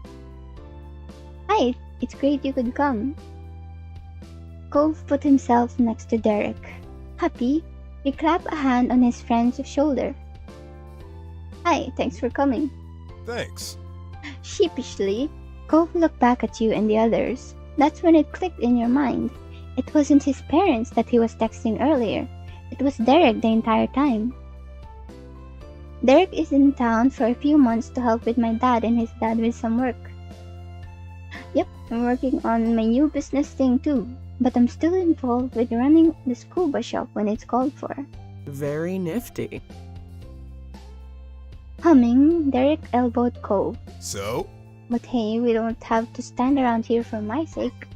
What's the plan? Let's hit the town. Eager to get going, everyone piled into Terry's car. The rest of the afternoon was spent visiting spots all over Sunsetburg, laughing and reminiscing the whole way. Once it started to get late, Terry brought you and Cove back to the neighborhood. You didn't have to walk there after all. You didn't get out until promises were made to see each other again before your trip ended. Side by side, you and Cove stood in the street and waved to the car as it drove away. Terry tapped the horn for 2 honks while Miranda stuck her hand out the window to wave back. You caught Derek in the back window, giving you both a wide grin. Sighing? Huh? What? How do you say? What? I seem to have forgotten how to say sighing. Sigh? What? Hold on. Give me a moment.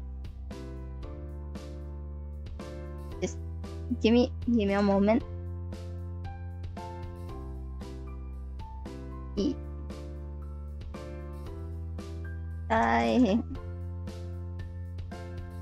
Sighing.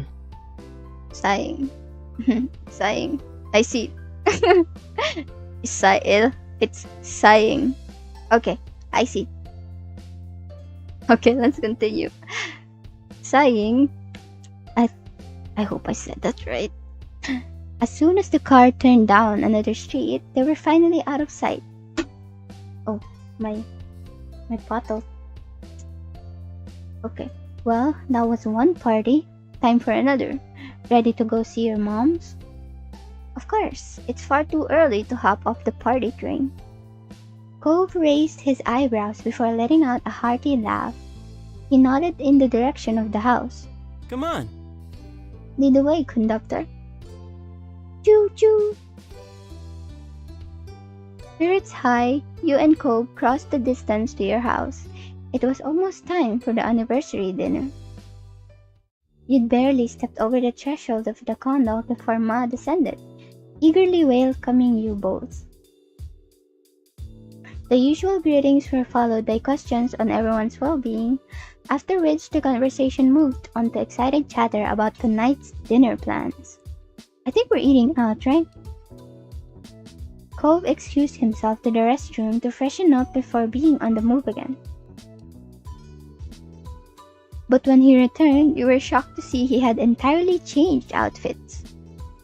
Yo! Hey yo! Hey yo, you! Oh!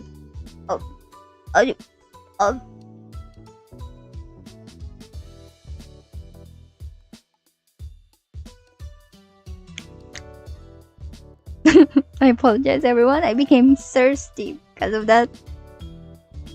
Okay. Where did that come from? Literally. Okay. Cove says I packed it with me so I could get dressed before the dinner without having to go back to the hotel. Didn't you? Or maybe you have stuff still here at your mom's place? Cove, I hate to break it to you, but no. I definitely didn't do something crazy like that. Huh. But your mom's country? What? But your mom's party, it's at the country club. Yeah, and so are middle-aged folks in Hawaiian shirts. What's your point? It'd be different if we were going to one of the club's parties, but we're only going in for a regular meal. Cove was befuddled by your explanation as you were with his actions. He threw his arms up, desperate for understanding. Seriously? How can you not dress nicely for a country club? I don't think the crepe is as special as you've decided it is. You saw Ma. She was in informal clothes, and she's one of the guests of honor. His frown wobbled, and his cheeks became far pinker. He looked down at his own self regretfully as he pulled the cuffed ends of his shirt. He seemed more like a scalded child than a grown man dressed for the latest charity gala. I thought she was gonna get changed while you and me were... well, it's okay. You look very nice. Really? That earned you a sheepish smile, though he still clearly wished his look hadn't garnered any extra attention. Cove's eyes stole a glance at the hall, as if he was calculating if he'd have time for another quick change. Unfortunately for him, it was not meant to be. The time to head out came far quicker than you'd expected. Cliff and Kyra swung by the condo to make sure everything was in order, and for your second surprise that night, Cliff was also in formal clothes. Oh, really? Cove's face excitedly whipped towards yours at the same time Cliff went into Kyra's. The two men pointed at one another. See? He knows, they both said. Oh, like father, like son. Exactly, sport. Kyra was talking to me like I was crazy, Cliff says. You and her thought alike in terms of Holden boy antics. The aforementioned Kyra placed a hand delicately yet dramatically across her eyes. Clifford, our son only knows this because you are the one who raised him. Cliff chuckled, his arm moving to scratch the back of his neck. Yeah, that's my boy. The ends of Cove's mouth gently bent up. He truly was his father's kid, in more ways than even he realized. They may be the only ones in the group, potentially the only guests at the entire club, all gussied up, but at least they could now take solace in one another. They looked to be good enough for them. That looked to be good enough for them. All the members of your family headed out at the same time to the cypress. It was to be a perfect reunion. An impeccably smart host greeted you on your arrival, smoothly leading the way to the set of the tables reserved for your group. Once you'd all settled in, chosen drinks were poured into delicate glasses. The food would be coming out later, letting you soak up the atmosphere a little longer. Smiling, your parents faced the group of similar faces, all gathered here together to share this special day with them. Mom reached over and took Ma's hand, clasping it between both of hers. Thanks. Thanks for being here tonight, gang. Marrying this lady right here is the best thing I've ever done, and there's no one else I'd want to celebrate that with. Yes, we're so lucky. Not only do we have each other, but we've got such a large and loving family through all of you. Around you, you heard people saying "aww" and chuckling appreciatively at the comment. Lee had clasped her hands tightly in front of her, her eyes shining. Your eyes met Liz's misty ones, and the affection she had for her moms carried over to you too. Aw, that's so cute. You returned your attention towards the happy couple just as they leaned in to kiss, smiling all the while. Those are my moms. I love this game so much. It's such an amazing concept to put in an LGBTQ type of game, a dating game out there. Nice. Okay. The table responded with cheers and clapping, shouts of happy anniversary and other congratulations continuing even after they'd broken apart. Mom beamed as she watched Ma giggle dreamily. Then her eyes met yours across the table. And of course, it won't be too much longer before we're celebrating another marriage, She leaned eagerly over the table towards you and Cove. Your fiancé blushed, but still grinned proudly at the suggestion. Yeah, when is that happening? With how long you've known each other, it's a miracle you've had the willpower to hold off on officially tying the knot already. Liz smirked. You'd known that face since childhood. It meant trouble. Oh no, is she gonna remind us about when our wedding will be? I mean, in my game, the wedding will be whenever I buy the DLC, I guess. Just give me some time, guys. Okay, let's continue. Yeah, wait much longer and I'll start taking bets for real on whether it'll happen. And on when it'll happen. I missed my chance with the proposal. The group burst into laughter. Cove, who only stopped pouting long enough to take an angry chug of his drink, did not join in.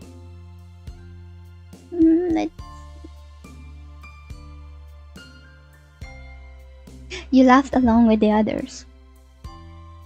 The teasing was meant well, and you didn't mind some good old-fashioned dripping every once in a while. The waiters reappeared, delivering delicious plates of food, and the dinner began in earnest. Both conversation and laughter continued to flow freely as the night went on, with the two families relishing the opportunity to be together once more. Cliff and Kyra exchanged goodbyes with your family before heading out together. But Cove gave his goodbyes to his parents while hanging back until your moms were ready to head off. You were getting a lift back with your moms. It was already late, so you discussed the possibility of going straight into the hotel rather than going back to the condo. But Cove had asked if they'd mind taking him back to the neighborhood. But, why do I double-click? I'm not double-clicking. He'd wanted to visit a little longer. Your moms had happily agreed. Liz and Lee were feeling tired, so your moms swung by their hotels during the trip home, while you and Cove made the full journey with them. Riding in the back seat of your mom's car with Cove felt more than a little nostalgic. As your eyes drifted over to him, his head resting on the window, it was hard to believe how much time had passed. Mom stretched as she got out of the car, smiling over her shoulder as she headed towards the house. Time to put my feet up. You two joining us? Cove shook his head. No thanks, it's your anniversary. You don't have to entertain me. I'll take a walk. It's never any trouble to have you over, Cove. You alright with that? Let him do as he pleases, honey. But you better not stay out too much later or there'll be trouble. Ma chuckled as Mom waggled a finger, her expression exaggeratedly severe as she reprised a role that, in truth, she'd never really played. Neither of your parents had been particularly harsh as you'd grown up. Ma joined in the act. Don't go too wild because there's no school tomorrow. Just because there's no school tomorrow. Laughing, they made their way inside, leaving you standing out in the dark street with Cove. You didn't even need to ask him why. You already had the answer for this. He wasn't ready for the day to end. Without a word, Cove began to stroll down the road. You walked alongside him. You'd known your destination long before you arrived on the dark and utterly deserted beach. There were no lights down here, nothing but the moon and the stars for illumination. The only sounds were the gentle waves rolling in and out, and the soft sound of the footprints you left in the sand. In other words, it was perfect. Cove stepped out into the waves without a word. He looked up at the sky with a smile, then tucked his head down and began to pull his fancy shirt off. Oh! He tugged over his head and logged it backwards, further up the beach and out of the reach of the waves. Oh, didn't know I'd be getting a show. Cove froze, his arms still raised from when he'd thrown his shirt. Slowly, he came back to life, stiffly putting his arm back down. Your commentary had made him self-conscious. Laughing, you clapped your hands in delight at his awkwardness. Cove slipped his dress pants off and tossed them in the back in roughly the same direction as his shirt. He was just down to his polka-dot boxer briefs. Sometimes you were really struck by the ways in which he was braver than his younger self. This was definitely one of those times. Is he gonna go for a swim? Yeah, he's definitely going for a swim.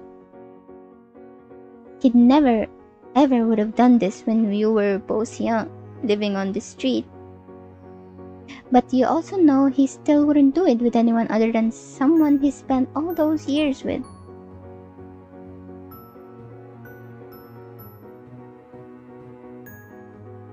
Okay, let's join him. You took off your dress so that you could swim. Cove waded further into the water until it came up to his chest. You unfastened your clothes and left them behind you, just as Cove had done moments before. You didn't even bother to see where they'd fallen before following him deeper into the sea. Cove grinned as he approached. I'm gonna be in so much trouble when my mom's when we get back. I guess. Think fast. He splashed water at you as soon as the words had left his lips, giving you no time to prepare. The splash had caught you full on, leaving you spluttering and drenched. You splashed him back. Seeing what you were doing, Cove put his hands up for protection. It was no use. The water washed over him, leaving his hair soaked through. Cove sighed, then looked at you mournfully. The sudden shift in mood alarmed you, but those worries disappeared as soon as he opened his mouth. We're still not merfolk.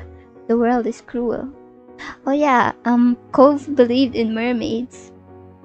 Still, until now, huh?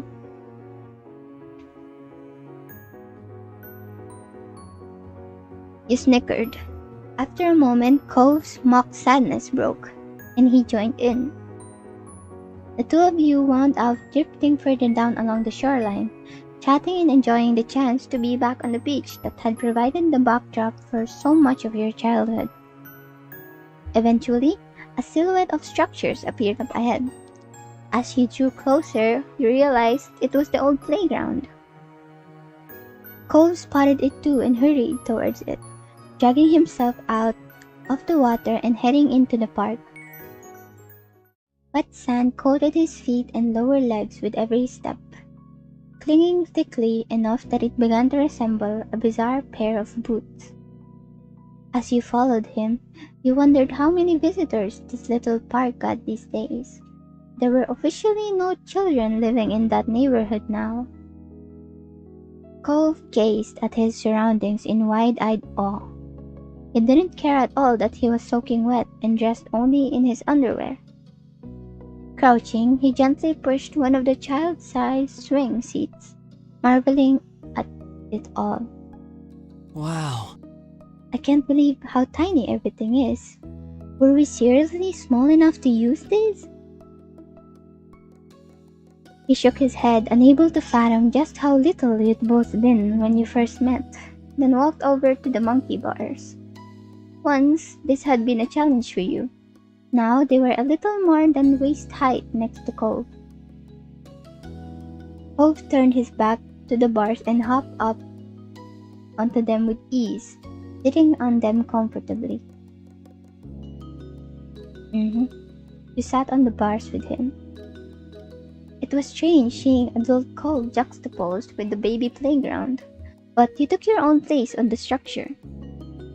This place had been something so exciting to Cove back when he first arrived, and apparently it was to this day. Cove smiled eagerly as he approached. kicking his feet in the air happily, briefly forgetting the low vantage point until the tip of his toe scraped along the ground. He continued to swing his feet, but with a little more care. You thought it was adorable. In this moment, you were home. It just so happened to be the place you'd grown up, but really, anywhere you could be with Cove was that for you. He had held a special place in your heart for so long, and so much of your life had been shared. You'd grown up on the same street, which had given you some common ground, but it went far beyond that. You had both chosen, from a young age, to share your life with each other. You wouldn't have it any other way. Here we go again. Looks like it. The mood had shifted now. The funny, impulsive night beach trip, with the spike of adrenaline that came from you playing in the water under the moonlight, had settled into something quieter and more nostalgic. Cove leaned back, tilting his head towards the sky to admire the stars above. Too bad I wasn't able to bring my surfboard along for this. Cove shrugged dramatically, trying to lift the mood a little. The dinner was really nice. It was great to do all this. The smile he had when he spoke those words fell quickly as it had appeared. It went by so fast. We all came out here for the party and it's over. Liz, Lee, our parents will all be going back to our own things now. But what else can you do except say it's okay? I guess it's part of growing up. This place and these people, they're our foundation. It shaped who we are now, like making castles out of sand. I owe a lot to Sunset Bird. His eyes crinkled fondly, and Cove's voice was gentle when he spoke again. We had a good childhood, I think. Aww. Just thinking about this made me go back to the first time we met Cove. He was on step 1 and he says that he's not gonna like it here. But look at him now.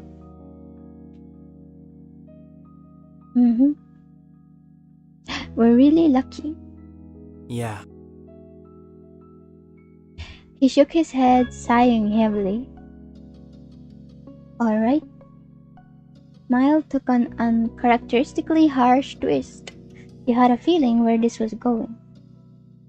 We better get home before our dumb parents who don't know anything get mad. You had to laugh at the half-hearted impression of the sour kid you'd once encountered in this very park. He chuckled along with you for a moment before tapering it off. That was a joke, guys, huh? That was a joke. Because in step 1, as I've said in the many times that I've said this, in step 1 or part 1 of this series, we met I think it was part 2, I think. Yeah, it was definitely part 2.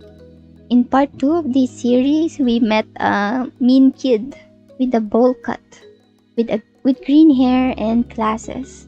He was really rude. So yeah, I think this joke of impersonating him or copying him just became like a regular thing for us, for Cove and the others. Yeah, I hope we don't get grounded, Cove says. The jokes kept coming. It was very amusing to imagine that not only could your mom somehow ground you as a fully grown and independent adult, but that their powers extended over Cove as well. As much as you were enjoying being back here, Cove was right. You had to accept that you needed to go now.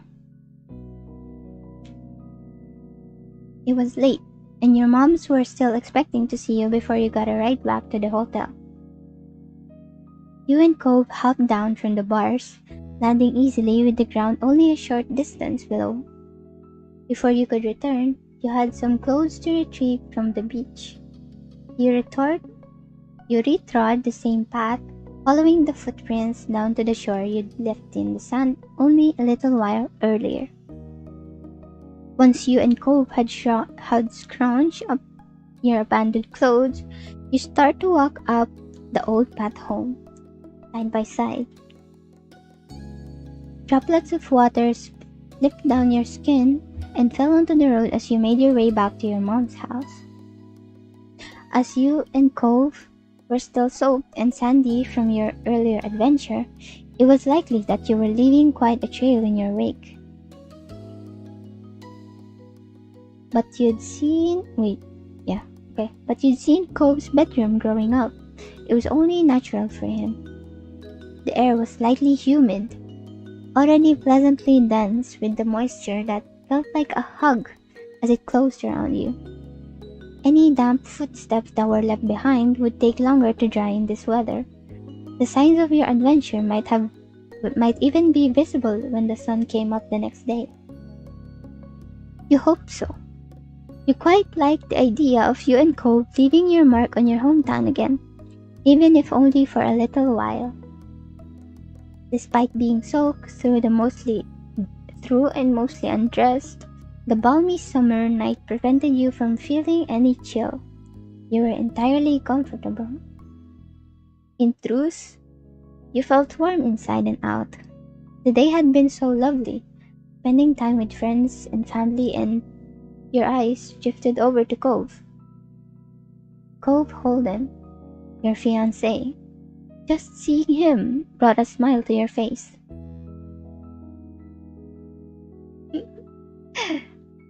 Just a cheeky I love you. Cove turned to you, his eyes wide and adoring. He bit his lip as he smiled shyly.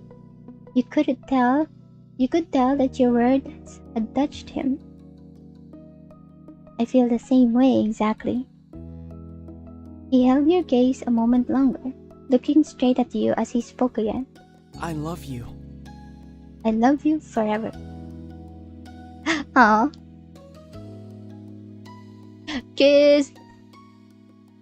Catching him by the hand, you stopped Cove in his tracks and pulled him close. Your heart somersaulted as your lips met. Man, I keep fumbling. I'm too shy for this. At this moment, with the quiet seaside town at rest, it felt like it was just the two of you in the world. Cove returned the kiss, gently cradling your head with his hand until you broke apart. You were full of joy. All other concerns and the day-to-day stresses of your normal life were squeezed out by it.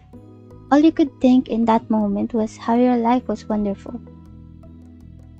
Every second, every day needed to end sometime, and that time had nearly come for tonight. You had to get at least some rest and bring it all to a close. And so the two of you went inside to say goodnight to your moms, as well as clean yourselves up as best as you could. Your moms, both in pajamas ready for their own sleep, hooted with laughter as you came inside, disheveled and damp, and their teasing continued until the car came to get you to the hotel. Cove stayed silent as he put his casual clothes on again, placing the formal ones back in the bag he brought them in. You'd given Mom and Ma plenty of material for a mock scolding, and you got a playful lecture about not getting into the water without bothering to change first. You just grinned at your partner in crime, feeling like a naughty kid again. It had been worth it. By the time you and Cove finally dragged yourselves to your hotel room for the night, the sky had been dark for some time and the lonely hotel hallways were quiet. The late hour made you feel a sense of fulfillment. You were really making the most of your trip. It was such an odd thought that this was almost over. You had settled into this new routine naturally. All the familiar streets and faces made everything easy to get used to. The two of you drowsily shuffled past an ice machine into your room. Cove set his phone on his bedside table and you followed suit. You both started settling in for the night.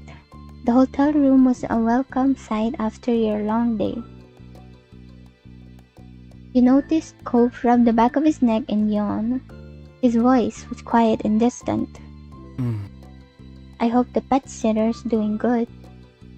The wish wasn't exactly directed to you. It was just a sleepy thought that Cove had unleashed upon the world at a large, but you still agreed. I hope so. That sitter is watching some of the best animals on the planet. Cove still kept fish after all these years. Delightful, colorful things in huge aquariums. He spent a lot of time when he wanted to relax just watching them swim. You also had adopted a pet who you loved dearly. Your home was a lovely place full of critters that you both cared for. That was why, with both of you gone, it had been important to find a decent pet sitter. Cove's anxiety about leaving them hadn't subsided. Over the vacation, you had got him a few times texting the pet sitter and asking about his fish. It'll be okay. Cove turned his head to you, the nervousness still coming off despite his exhaustion. Remember, you gave that pet sitter such an in-depth fish orientation that they knew all of their names. Most of the fish are practically identical. Cove laughed, instantly lighter. You nodded in satisfaction. Mission accomplished. Cove yawned widely. He seemed confused at the magnitude of it. He groggily blinked at you. I think it's time for bed. That is a great thought. You yawned and then raised an eyebrow at Cove for making you catch his. He gave a little smile but then ended up yawning again. I think so too. Two of you got changed and brushed your teeth. In no time at all, both of you were cozy and ready to sleep. After that, you flopped onto your side of the shared bed. Cove headed over to his side and you felt the mattress dip under his weight. You tucked yourself under the covers and Cove snuggled in closer to the middle. You turned on your side to face him and scooted slightly closer. Your noses almost touched and Cove watched you with a soft expression on his face. Cove gently spoke, his words like a lullaby. Good night. You have a good night too. Cove's eyes fluttered shut and he let out a contented sigh. There was a warmth from Cove's body next to you. He was right there. I mean...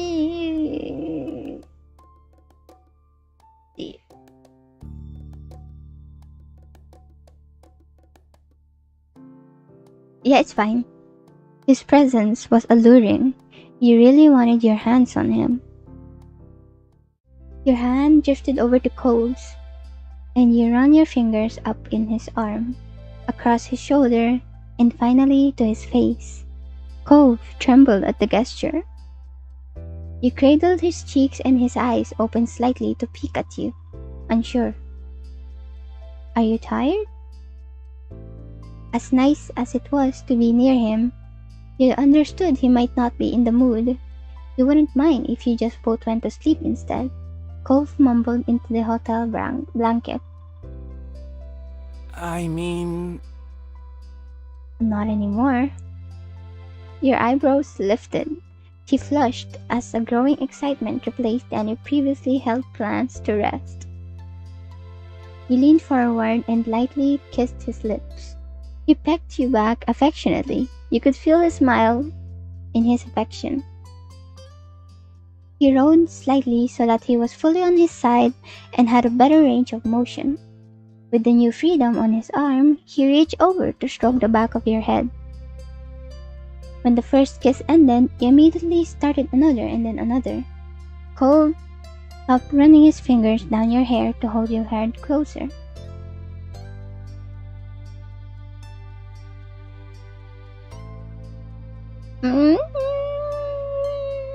Let's see. I'm gonna go see what this is about for a bit, so give me some time, okay? Give me some time. I'll put the be right back screen and see if this is like a not stream thing. Okay? Okay, guys? Yeah, give me a second. You guys can still hear the music, don't worry. I'll click this.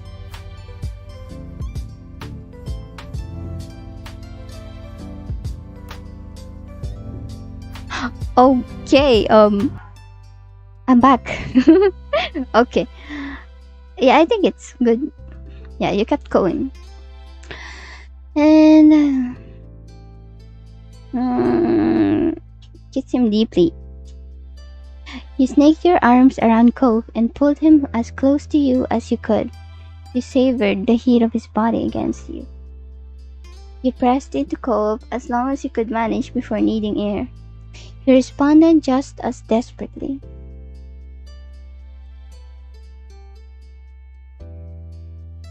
Oh, can we choose all of this? Okay, let's pick this one. You grabbed onto his shirt. You tugged and pulled at Cove's soft pajamas. It stretched under your fingers. Cove started to run a hand through your hair again, sweetly carding through the strands. It was never ending. It was a never-ending reassurance that he was here and he cared about you.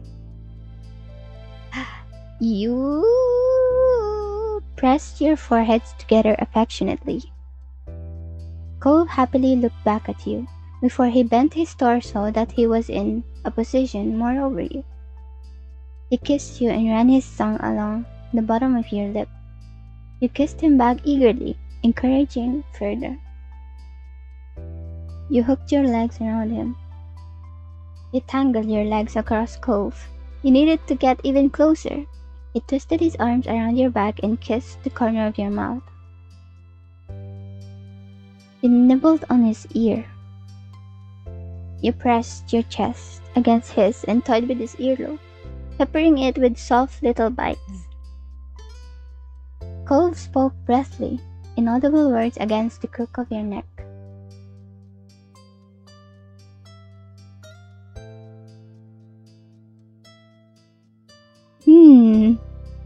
This should be fine, right? You bent over Cove, the covers wrapping around you, and kissed all the way across the side of his neck. Cove squirmed under your touch and made a new pleased noise with every touch. So here we go again. So here we go again. So here we go again, huh? Okay. So, guys. Ano na? Wait, that might be the first time that I spoke Tagalog. Well, it's fine. Let's just pick this quickly. You slid your hand down his back, lingering and caressing as you pleased. However, your touch had a purpose, and you kept going until you grabbed his butt.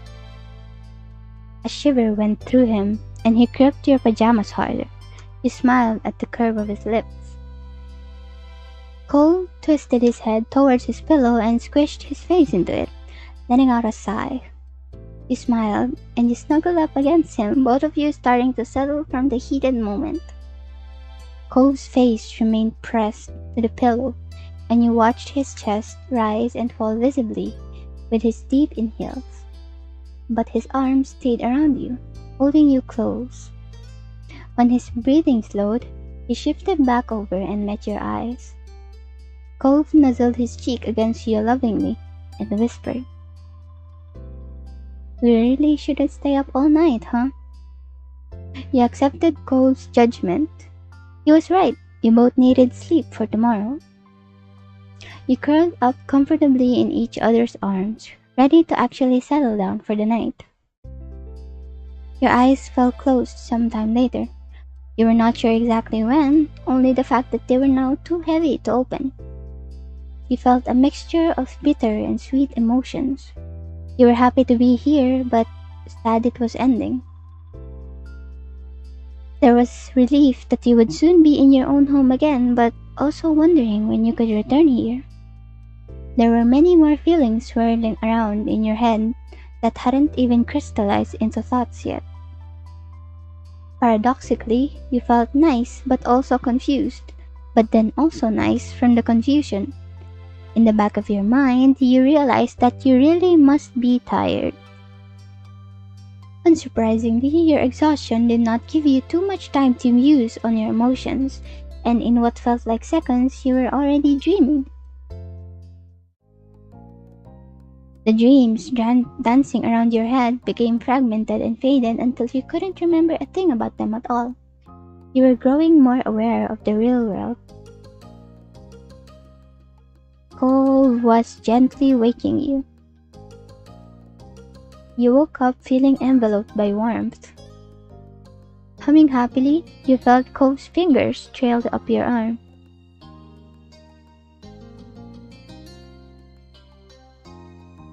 Closing your eyes again, you snuggled into Cove. You nuzzled into his chest, letting out a delighted sigh. The warmth of your breath sent a shiver through his body. You wrapped your arm around him, holding him there. Not that Cove minded too much. He happily held you back. The sleepy morning couldn't last too long though, and eventually you felt Cove's thumb rubbing circles into your shoulder, trying to ease you back away.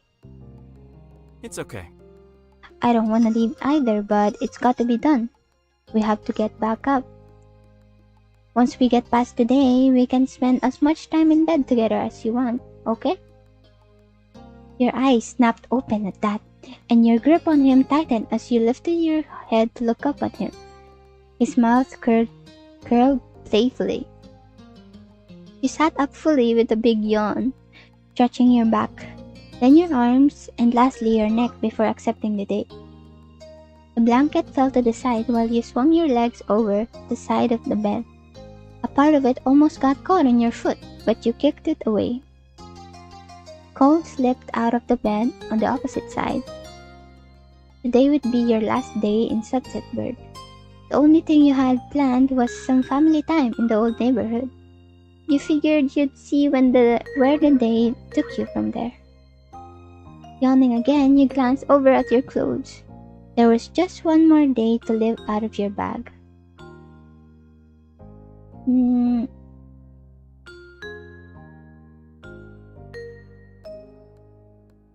Let's see. Hey Cove, is there anything you'd like to see me in today? Your teasing had Cove shaking his head, but then his gaze locked with yours. His smile grew, and you raised a quizzical eyebrow. You already know the answer to that. An anklet? Good guess, but that's only second place. Really? What else have you ever said about that? His mouth curled into an enthusiastic smirk. Cole clearly had some kind of setup, and now he was gonna get to pay it off. Nothing. Oh, you'd like to see me in nothing? Okay, baby boy. Okay, we should stop. Oh, yes, oh. Now it made sense. Only this time, instead of an answer being a poorly worded deflection from a shy teen, it was an entirely literal statement from your grown fiancé. Throwing your head back, you burst into laughter, and Cove soon after joined you. Well, I better get started on that. Oh, I double-clicked again. Why is my mouse double-clicking? Okay. You reached for your pajama top and started raising it a few inches, teasingly. Cove shook his head from side to side, chuckling the entire time. It was a fun time. And though you were going to have to take that off for real, it would still require getting dressed for the day after. Alright, let's get things going. Our families are waiting. Nodding, you and Cove swiftly finished getting ready in the small hotel room. As soon as you had your stuff together and were ready to go, you were off. During the ride there, you and Cove decided to visit his dad's house first, this time. When you got dropped off, Cove eagerly hopped out of the street with his eyes locked on his father's condo. Your gaze fell on your fiancé. He stood in the middle of the street where you grew up together, while the summer sun made him shine, though he was the brightest light in your eyes no matter what. A playful grin spread across your face. It was a beautiful day and a beautiful boy. Cole strode up to his old front door and casually flung it open without bothering to knock once again. You followed at his side as he poked his head in. You closed the door behind you both. Hello. You found Cliff and Kyra in the kitchen, getting breakfast ready. Kyra was cutting an apple, while Cliff was watching a frying pan sizzle. Cole's parents waved from across the room, not straying from their tasks. Good morning, you two. Yeah, and good morning and hello to you. I hope you slept well. Morning, Mom and Dad. Thanks. Thanks for swinging by. You're more than welcome to join us for breakfast here, if you haven't already eaten, of course. We haven't yet, though even if we had, there's always room for more. Kyra chuckled. She put down the knife she had in her hand so that all her attention could be on her son. You're still my giant growing baby boy. Mom, please. Kyra didn't pay Cove's whining any mind. Instead, she put a finger up to her lip as she thought, her eyes on you and then glimpsing towards a window. What do you think? I wonder. Do you think your family's eaten yet? Pachi? No clue. I haven't checked in with them yet. You got to be the first stop. Your eyes flicked over to the clock on their oven. Given the time, your moms may have eaten, or they could be having a slower morning. It was a coin toss either way. Well, give them a call. They could come over. Cove nodded, a sage expression on his face. Making them breakfast is the least we could do after how much food I ate at their house growing up. Right. Alright. You took out your phone. Even though your moms had cells for years, the house number was the one you had memorized as a kid, and the first entry on your contact list. As the call connected, you tapped the speaker button. You figured it would be easier if everyone could hear what was going on. You heard a click and a familiar static. Hello. Hey Ma, guess who's currently across the street in a kitchen full of food and an invitation to share said food? You waited a beat. It's me. I'm at the Holdens and they wanted to invite you and everyone over to eat with us. What do you say?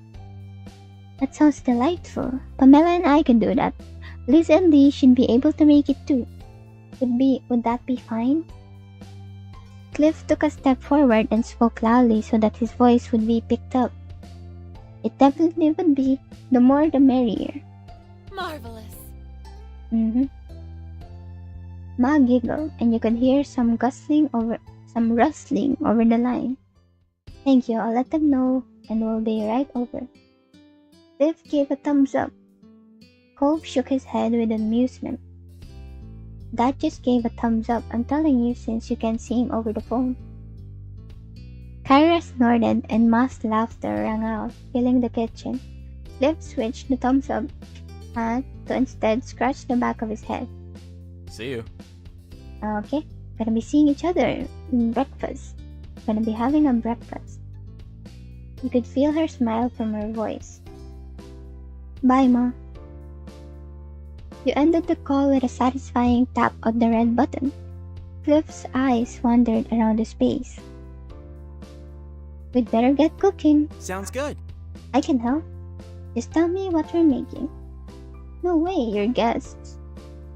Okay. Kyra and Mr. Cliff, no, Mom and Dad, are gonna cook for us breakfast. Right.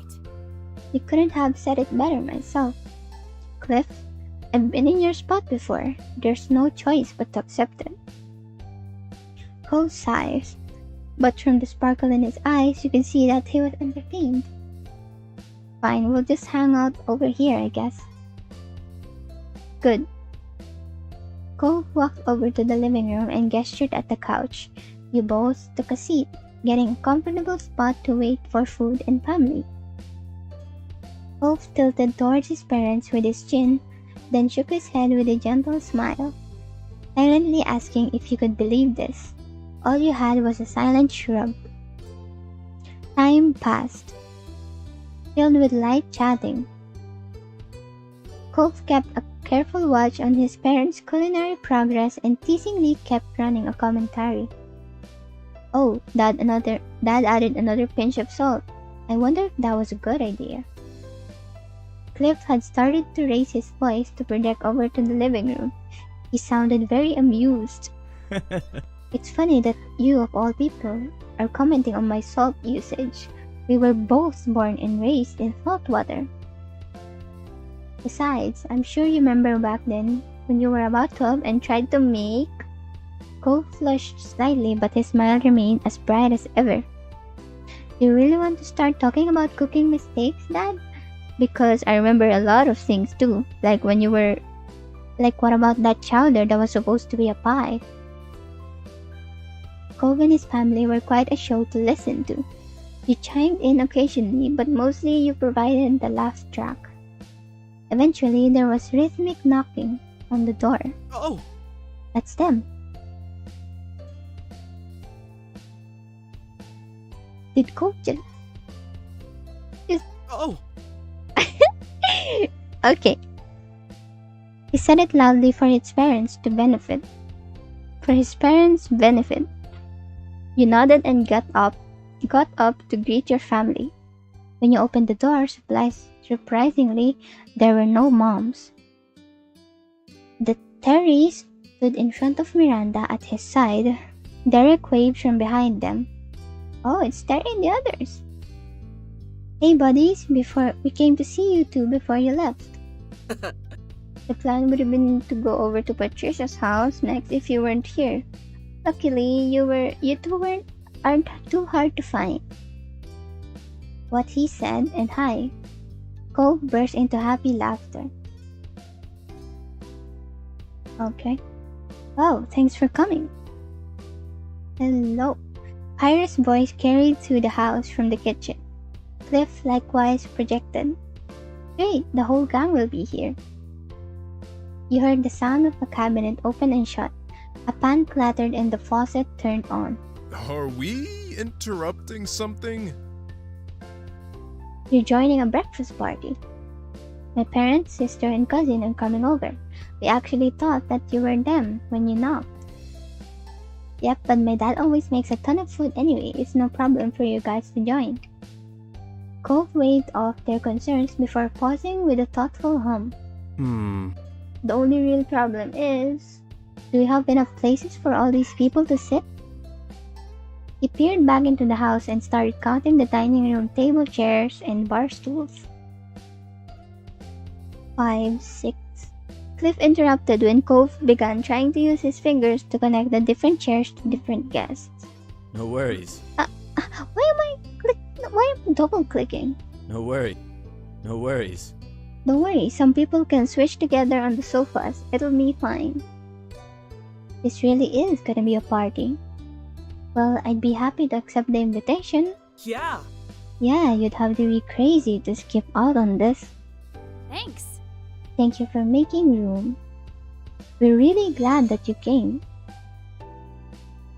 Your three friends finally piled into the house. Before they had a chance to settle in, the doorbell rang. Only Miranda had sat down. Alright. Now, that has to be them. It's Mom's, and my cousin, and my sister. People laughed as he walked back over to the door and opened it up. He was right this time. It was your parents, Liz, Lee, all crowded on the front steps. They squinted into the house and were surprised at just how many greetings were said. The sheer force of the chorus of hellos was impressive. What? How did they beat us here? How early did Patricia call you? We're literally across the street. Terry snorted at your sister's confusion. He seemed quite pleased with himself. We were a surprise. We called ourselves. Cool. Cliff smirked as he adjusted the settings on the stovetop. It's a little more crowded than expected, but we're making it work. Cove led the final group to complete the picture inside, and they took the chance to greet you, along with everyone else. When the excited energy buzzing around the table started to calm, you had a second to truly appreciate this view, the most important people in your life all together again. It still felt too good to be true to have everyone here. And then you noticed that Kara stood back up. She clapped her hands once in a satisfying smack. Any whoosies? Oh, I thought you'd wanna know that the food's done cooking. Nice. We're gonna eat. Cliff crossed the floor to place a pile of silverware on the table. And then he dropped stuff off on the other surfaces around the rest of the living room. When he was done, he gestured towards the food. Okay. The plates are in the kitchen. Serve yourselves and sit wherever you'd like. The guests happily formed a line, and the meal was steadily passed around. Before long, each person claimed a seat in the Holden living room area. Some at the table, others on the kitchen stand, and some situated at the couches. Conversations trickled across various clusters of friends as everyone dug in. Cove finished his plate in record time with a pleased sigh. He put his fork down and surveyed the room. This is really cool, just how we're getting to do this kind of thing. I like this too, Cove. I hope we'll be able to make this happen again. Of course, there'll always be more reasons to get the gang back together in the future. Yes, the two of you might even dare to celebrate your yearly anniversary. Every year. The smirk on Liz's face grew wider, only wider as your moms giggled at her teasing. Ma shook her head, chuckling softer now. Josh? True.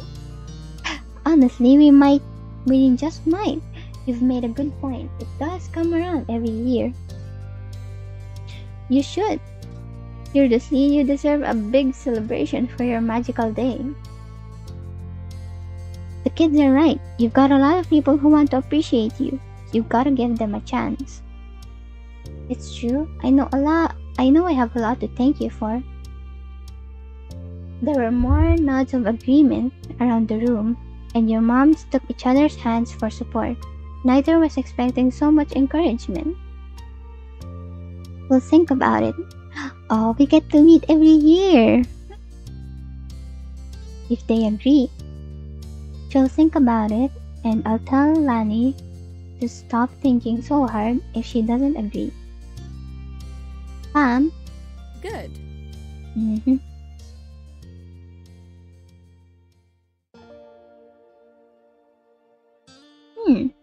Who am I gonna say? Actually, you wanna know who else being here would make this extra perfect? What is this? As amazing as it was, you couldn't help but think of the absent faces. In seconds, everyone curiously turned their attention to you.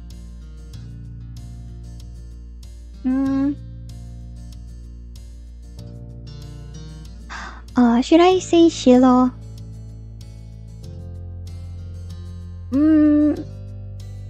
Let's say Baxter. Cove turned to you with a genuinely thoughtful look. He rubbed at his forearm while he composed his thoughts. I think I'd be up for seeing him again. It'd be kind of interesting to see what Baxter would be like now. Yeah, I think so too. He'd at least have a ball with everyone gathered today. Ooh.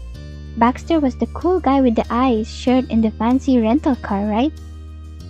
I liked him. He was pretty nice, Miranda says.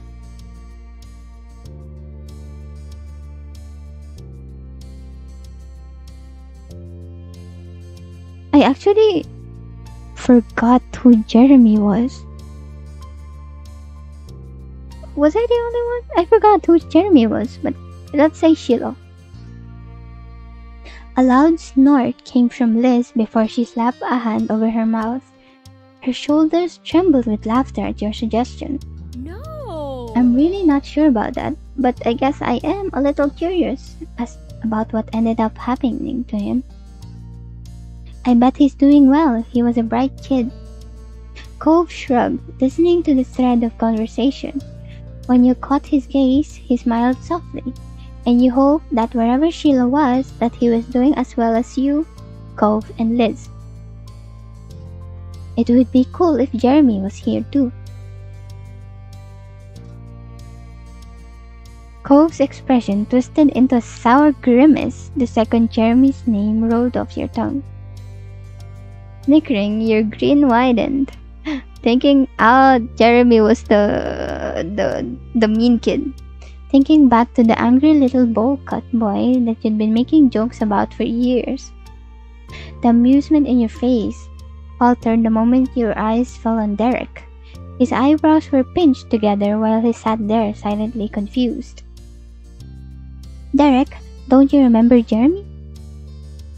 Huh? Not really. No, should I?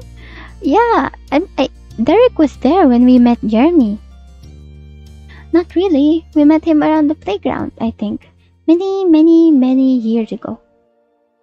Oh wow, I don't remember him at all, he says. Oh shit. He was mean and loud, Cove says. And had a bowl-cut hairstyle. Yeah, still not ringing any bells. Sorry. Oh, he can't remember. It's alright, that's probably for the best. You left things there. There was playfulness in Kyra's stare as she scanned the room. She slowly placed her index finger on her chin. Now that I think of it, there's something I haven't done in a while. Eyebrows were raised at Kyra's incomplete thought. She was wordlessly urged to continue. Kyra didn't hesitate. Look through all the photos Cliff has here. Wouldn't that be fun for all of us? A photo. Photos? What? Mom? Why would you say that? Practically all of those photos are of me, Cove says. Very cute. And that's why embarrassing my baby boy is just one of the perks of being a mom. Much to Cove's dismay, his mom was thoroughly entertained at his outburst. She winked in your direction.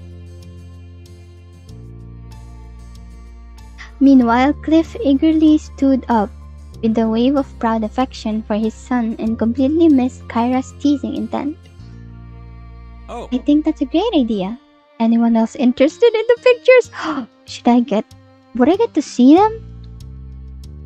Would I get to see them? Lee shut her hand up before Cliff could even take a full step. Terry and Miranda snuck each other a glance before nodding with matching grins.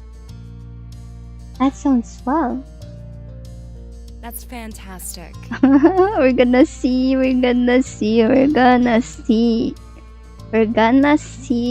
Cove's pictures. Mom tried to hide her amusement behind her hand. She couldn't stop the snicker that slipped out. Oh boy.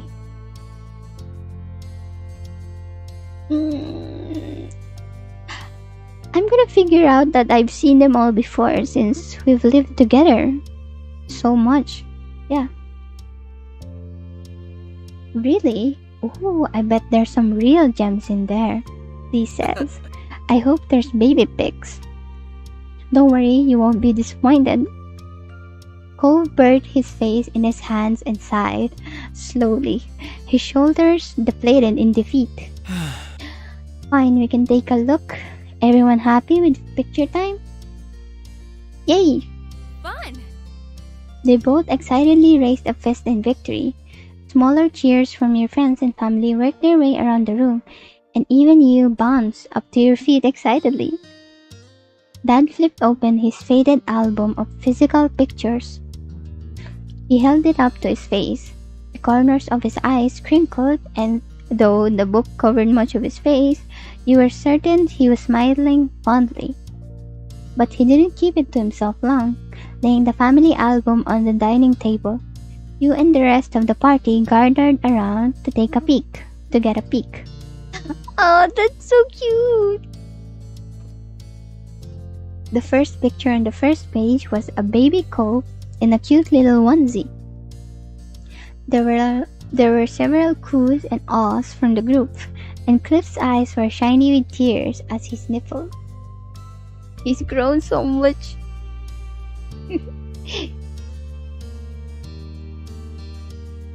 Let's see.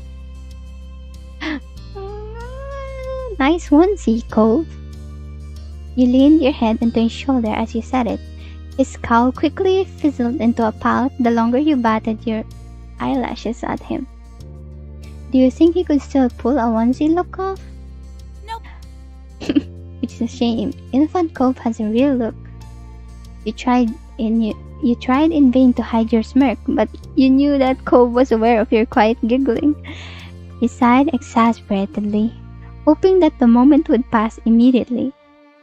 After breakfast and the photo showcase, everyone decided to stick around. Hanging around Mr. Holden's house turned into taking a walk around the neighborhood, and then for lunch, you switched over to your mom's condo. It was a really good time, enjoying each other's company, but eventually the sun began to set and there was nothing to delay your friends and family from going home. Inside your mom's house, the home you had been raised in, the group was taking their time saying their goodbyes. It was tough for you, but for your family, your friends. You knew what was weighing on the mood. It might be some time before you'd see one another again. It was a pleasure having you all here, and you're welcome to come around again, anytime. Ma wrapped an arm around Mom with a light chuckle. Mom leaned in her head gently into her wife, and they both beamed. I appreciate it. I know that we're all adults with our own hectic lives, but we appreciate the time taken to visit. Snorting, Liz crossed her arms. She leaned one hip out to the side while her lips curled teasingly. You make it sound like this was such a struggle. Some of these people still live here. I think it was a vacation for everyone else. Even so, it was very thoughtful. I hope everyone has a safe trip home. Gonna stretch.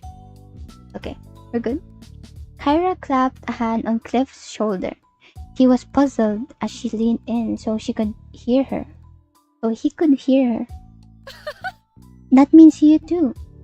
It's dangerous crossing the street. Remember to look both ways. Hey now. Yeah, good luck with all the important grown-up things I'm sure you'll have to do when you're all out of here.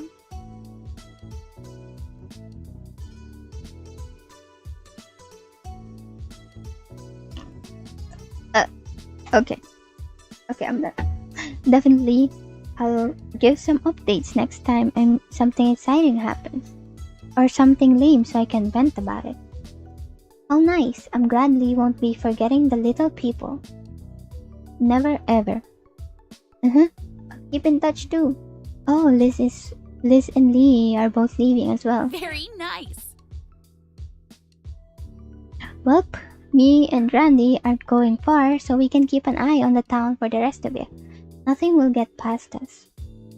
Right, we'll make sure everything is okay. No need to worry at all. Thanks. That's kind of you. Miranda and Terry gave each other pleased smiles, already committing their self-appointed task. Eric scratched the back of his head, wearing a pensive look. It's always sad when I have to leave this town. It happens too often, but at least there will be people looking out for Sunset Bird. That makes me feel better about it. After a pause, Mr. Holden gave the younger folks a thumbs up. Great. You've got a lot to be proud of, and a lot to be looking forward to. Well said, Cliff. I'm thankful that I've been privileged to witness the growth you've undergone over the years. You've matured beautifully. Cove was touched by his parents' words and struggled to come up with something to follow. Yeah, it's been good seeing everyone. No one had taken a step yet, and you couldn't put this off any longer. It was time to say goodbye. I'm so glad we got to do this. Today was even better than I imagined. I didn't know we were gonna do what we were gonna do without the kids around. I know. They kept us young. They keep us young. We're not that old. Some of us still got it. She winked at Cleve teasingly as he shook his head. Both of your moms laughed at that, and you caught several more cracks of smiles among your friends. Afterwards, there was more sniffling and hugs. A lot of hugs. Then people started trailing out into the street, seeing others off. Okay, your friends and family got into their cars and left the neighborhood. By the time things had fully settled, you realized that the sun had set. Earlier, you and Cole deciding on having a car pick you both up. Neither of you wanted to bother your parents after such a long day. It would be a little while longer before it would be there though. It was the right choice, as both sets of parents shot you weary looks. The four seemed really ready to call it a night. It didn't take either of you or Cole very long to assure them that it was okay to head home and go to bed. With one more round of goodnight and goodbyes, your families returned to the condos. Then the only people left on the street were you and Cove. Cove closed his eyes, humming happily, while he waited for it to pass. He stared up at the sky. So... Can you guess what I'm thinking? Cove asked. Well, at that moment, in the neighborhood you grew up in together with some time to spare.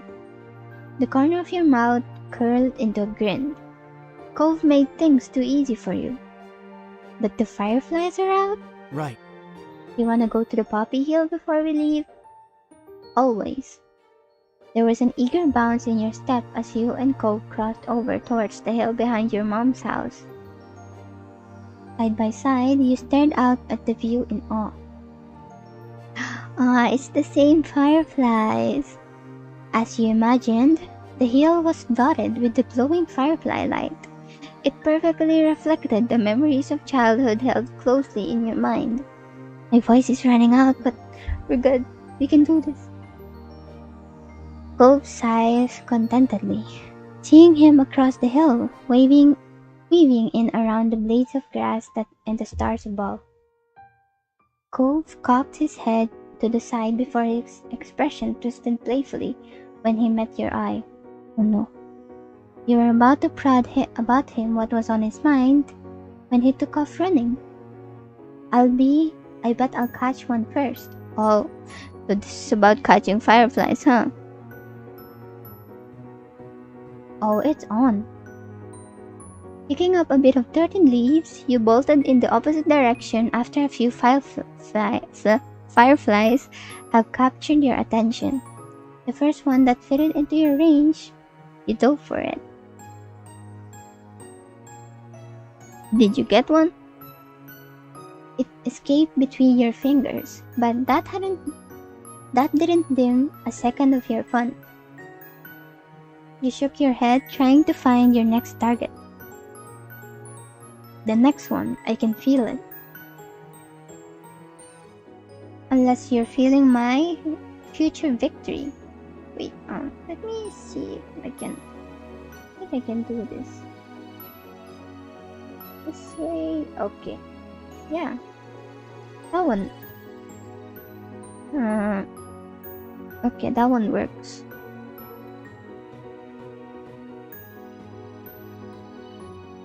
Okay. Okay, let's continue. Out of the corner of your eye, you watched Cole get spun nearly around, following one that was staying just out of reach. Chuckling, you crouched down low, searching the air. The pursuit for fireflies continued until a handful had been caught. Cove crossed over to you with a bright grin that could rival every twinkling bug and star around you. Cupped between both his hands, Cove carefully held the firefly. The corners of his mouth twisted before a few giggles escaped him, and you knew that feeling well. The way the firefly would buzz around, tickling the palms of your hands. Cove's eyelids fluttered open, meeting yours. He watched you with a complicated mix of emotions, heavy with the weight of 15 years of history, of memories. We've been together for 15 years. Sheesh! It's really a relief that I got to see the fireflies. This trip wouldn't have felt complete without it. You're so right. The light breeze tousled your hair. Content, you were grateful that Cove made this suggestion. If we hadn't done this, I would have felt like something was missing once I got home. Me too. Taking a deep breath, Cove held your eye. He appeared to be conflicted about what he wanted to say next, and you waited for him to make his choice. It's so strange not to live here anymore. Most of my life, neither of us were ever really away from Sunset Bird. Well, unless one of us went on a trip somewhere. Or when both of our families took trips together. Remember that? He chuckled, losing himself to fond reminiscing. You couldn't help but match his grin. I liked that road trip one a lot, though I don't think we could all squish into that RV again. We're way too big. Laughing, Cove shook his head, his brow creased the longer he sat with the thoughts spinning around his brain. Those visits back then with my mom, I remember what a big deal they felt like then. To be away from here without anyone else coming. For a whole few weeks. Oh, how little I knew. Hey, what did you used to tell your mom about me when you were on those trips to see her? Thrown a little off kilter, Cove hadn't been expecting that question at all. Both of his eyebrows raised, and a part of you wondered if you had somehow spoken gibberish instead. Honestly, I've been wondering about it since I was 13. Kyra always kept the details to herself, and you never said a word either. Well... Well?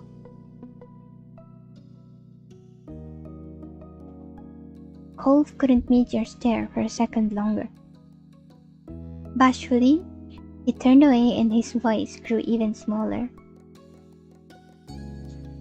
Mostly I just tell her about the times we'd hang out, but I know I was pretty enthusiastic when I was, because you are someone really special to me. And I admitted that much to my mom. Not sure if I used the word crush exactly, but she knew that you were the highlight of my young life. So he talked about me with his mom. I see. And look at that, you still are. He delivered the final thought earnestly, enough that you stopped breathing altogether. Cove beamed at you, pleased with his confession. Thank you. You're welcome, and thank you for being my favorite story. Oh, thank you for being my favorite story. Like, really, I really like this game. Finally, Cove parted his hands and released the firefly back into the hill. It flew up around his face before darting away up into the sky, but your gaze was fixated on him. There was a touch of wistfulness in his features as he watched the bug disappear into the night. It wasn't until Cove turned his attention back to you that his demeanor warmed. Okay, I'm ready to go now.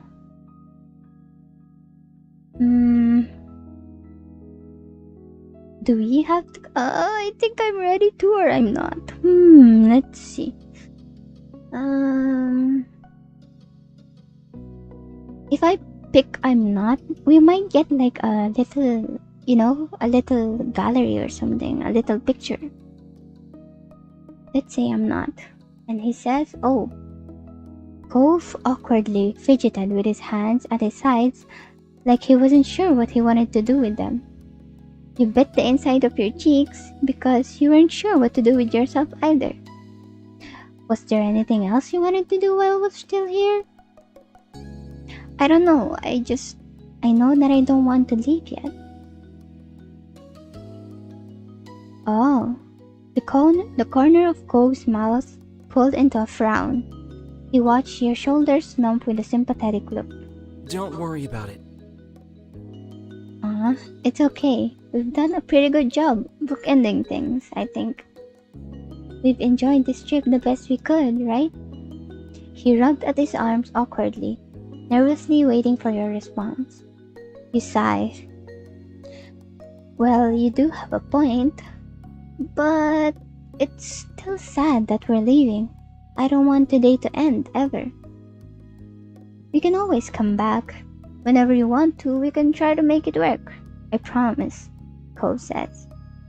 Cove stood tall and studied you as his reassuring words sank in.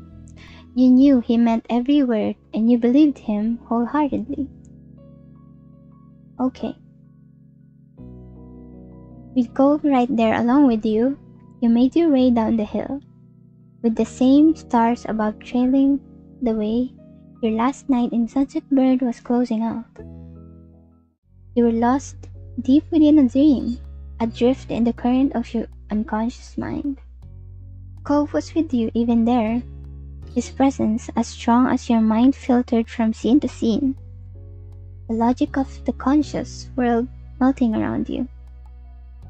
Something jolted you from your slumber, the visions you'd constructed slipping away even as you scrambled to catch them. It had been a good dream. You opened your eyes to an unlit, unfamiliar ceiling. The darkness permeated around the room so thoroughly that you were sure it was still the middle of the night. As your eyes adjusted to what little light there was to catch on to, a smiling face cozied itself right above you. There he was. Patricia! Good morning. Wait, but it's midnight. The grin was bright enough to make it seem like maybe the sun had risen after all.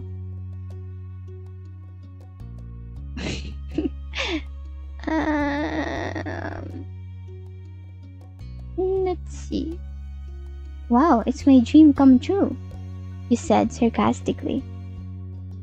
You simply could not cope with this much energy radiating off him right now. Cove laughed at your response. The words slipped so easily from his lips that you knew he did not feel sorry at all. Kiss. Just kiss. Propping yourself up on your elbows, you leaned in towards him. Cove read the intent in your movement and bent down, meeting you halfway in a kiss. Would you have preferred me to wake you up by tapping on the window? Maybe. Cove simply smirked, amused by his own wit. Come on. I mean, you really should have expected this was gonna happen.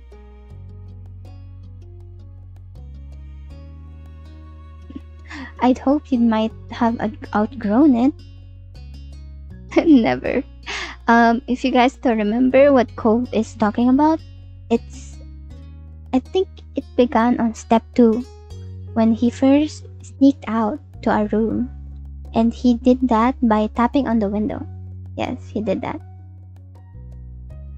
Okay, let's continue. Alright, you woke me up for something. Give me your pitch and I'll see if it's better than sleeping. Well, this is our last day here. Everyone might still be asleep, but if we get up now, we can at least see the neighborhood. Do you want to?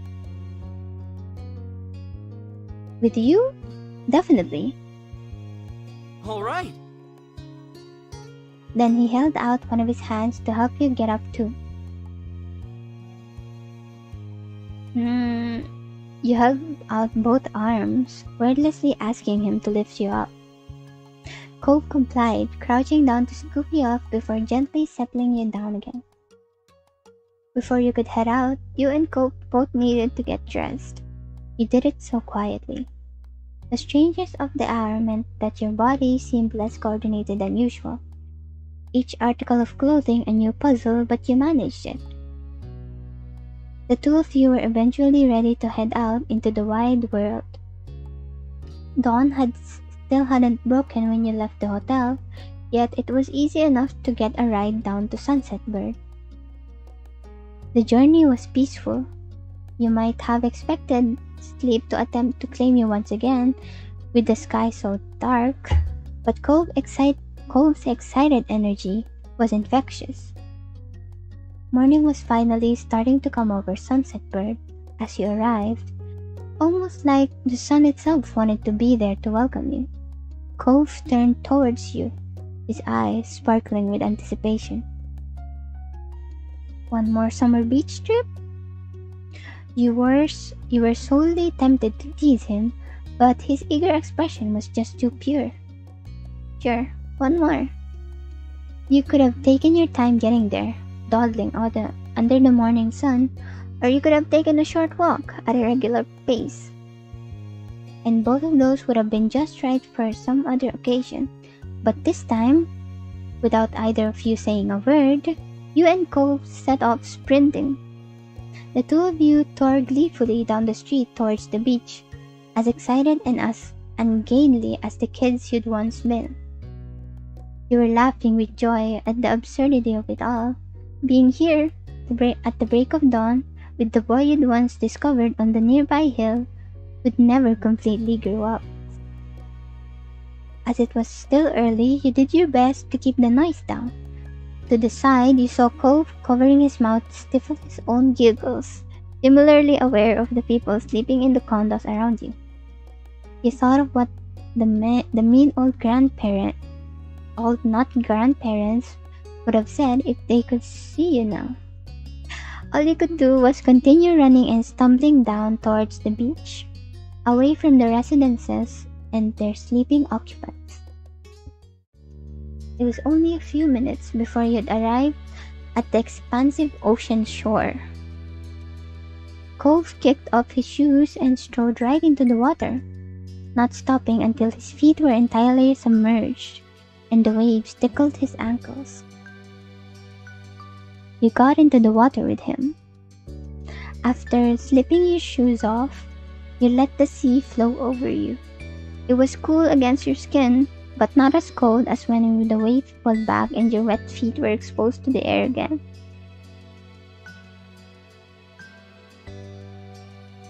The two of you stood there, watching as the sun continued its ascent over the horizon.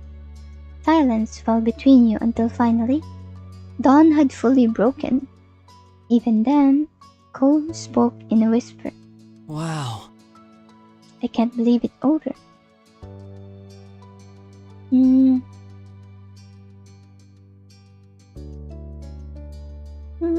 I can't either. A ghost of a smile crept over Cove's face like the sun peeking out between clouds on an overcast day. Oh my god! Oh my! Is that her hands? Sheesh! Cove reached out and enveloped your hand in his, pressing your arms together tightly. The silence returned, just for a second. I'm glad we came this morning, and that we came on this whole visit back. I'm so glad. But more than anything, I'm glad for ending up in this town in the first place, where I got to grow up with a really nice neighbor. Coven's crying, no. Oh no. Oh, you're making me tear up as well. I wouldn't have wanted any other life. Oh, I'm most grateful for meeting you too. Cove looked over at you out of the corner of his eyes, not turning his face away from the sea. His expression was full of affection, from the gentle curve of his smile to his clear, contented brow. It was a stark contrast to the tears rolling down his cheeks. I love you. Oh, I love you. You counted yourself lucky. Even though you were leaving now, this place had gifted you with so much that you'd carry with you wherever life might take you. The memories you'd made, the lessons you'd learned, the people you'd built relationships with. You'd keep those pieces of your life in Sunset Bird forever. I feel like we can't save after this, so let's save that. You stood with Cove, silently watching as bright rays swept away the last of night's shadows, until the day truly arrived. Your spirits were high as the sun rose ever higher in the sky. Wait, it's a new background music. The two of you had found yourselves meandering back to the neighborhood street on sandy feet, strolling down the path just as you'd done thousands of times before. This was where it all started. You were compelled to look at the exact spot you'd first encountered Mr. Holden, sitting dejected on the curb. He wasn't like that anymore. Still, you couldn't forget the day it began, just as you couldn't believe what an adventure it led to. Things had never been the same since that moment, and you couldn't be happier for it. Your mental lingering on that meeting had turned physical, causing you to stop in your tracks. It was only when you heard Cove's voice calling your name that you remembered and realized what you'd done. And what a present it was. A shining sun, a clear blue sky, and Cove by your side. All the most natural things in the world. Is this really the ending? Wait. So, what's the next step? You watched Cove expectantly, waiting for him to guide you forward from here. There was a crinkle around his eyes as he laughed. It's up to you now. Ooh, exciting. You began to think where the two of you would visit next. Cove perked up, energized by your enthusiasm. I'm listening. I can't help but want to save everything. Oh wait, I double-clicked again. No matter how much time may pass, there were more things that you could count on to be constant. Stop it! Cove, your family, his family, and all your other loved ones, being there for you when you needed it was one of those things. Since the beginning and for always. Knowing they were there, and you would never be truly alone, made the future look all that much brighter. Wanna find somewhere private to make out? Oh my god, okay.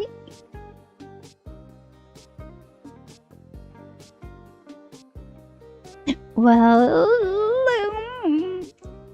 you know what? Do you want to keep walking and go through town? Though the time you had here was running out, you liked the idea of lingering while you could. Hey. Cove nodded. Oh yeah, I forgot I can just right click. Cove nodded, his gaze shifting from you to roam across the little place that you both called home. That's a lot still out there. There's a lot still out there in the world.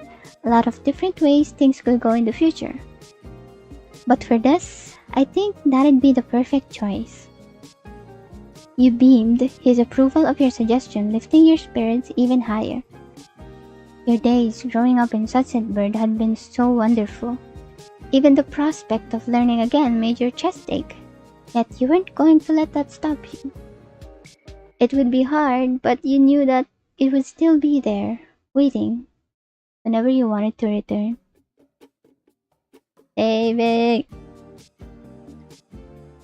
Facing Cove, who'd been by your side through it all, You knew that one day you'd look back on these moments now, just as you fondly reminisced about your childhood growing up here. Each happy moment you experienced became only a memory of what it used to be. But that was what life was, and it was okay. As it was from the beginning, and continuing that way for always, life took another step forward.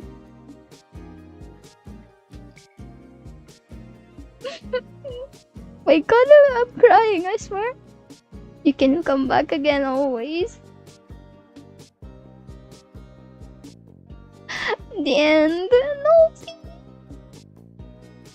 It's okay. We still have the DLCs. Wait, that was really it? Maji? Maji ka? Oh, shit. Okay. We're good. Shit. No. Shit, I accidentally... Menu. I thought we were gonna get like those moments again. Oh, it ended. Okay. I'm sorry guys, I just teared up a little bit. I can't believe it's come to this. Okay, if you guys see if I click this, the DLC info. So we can buy step 1 DLC, step 2 DLC, and step 3 DLC. Yeah, we can buy those. So the Cove wedding DLC, all of these can be bought with money. Let's play tutorial gallery. I haven't. Oh, I missed one. It seems I missed one of them in the step 1. The DLC is locked because I think you need to buy the DLC for step 1, for step 2, for step 3. It seems I missed one again here. Oh, I didn't miss one here. Step 4, I didn't.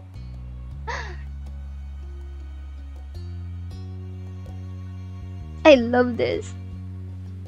Look at this. So this was Cole when we first met him. This was Cole somewhere around the line in step 1. This was him again. And him again while we were surfing. Him when his mom, his dad and him had a serious talk. Yeah. Kyra, Cove's mom had like a straight hair. I told you guys. This was Cove when he sneaked out of our window. When he sneaked into our window. And this was Cove on our first kiss. I wonder what's the second one. I actually wanna see. Let's see if I can make like another part for this. Just to open the step 1 CGs. The step 1 and step 2 CGs. This was him on step 3. Him again. I remember this part. This was when we declared our love for him. Like we said, I love you. For the first time. This was him when we were driving. And this was him when we were on the fields again. And step 4 finally. This was him when we first went back to Sunset Cove again. I honestly want to like. Yes. Those hands. Oh Jesus. And this was the month anniversary. This was Cove when he was little. I love this.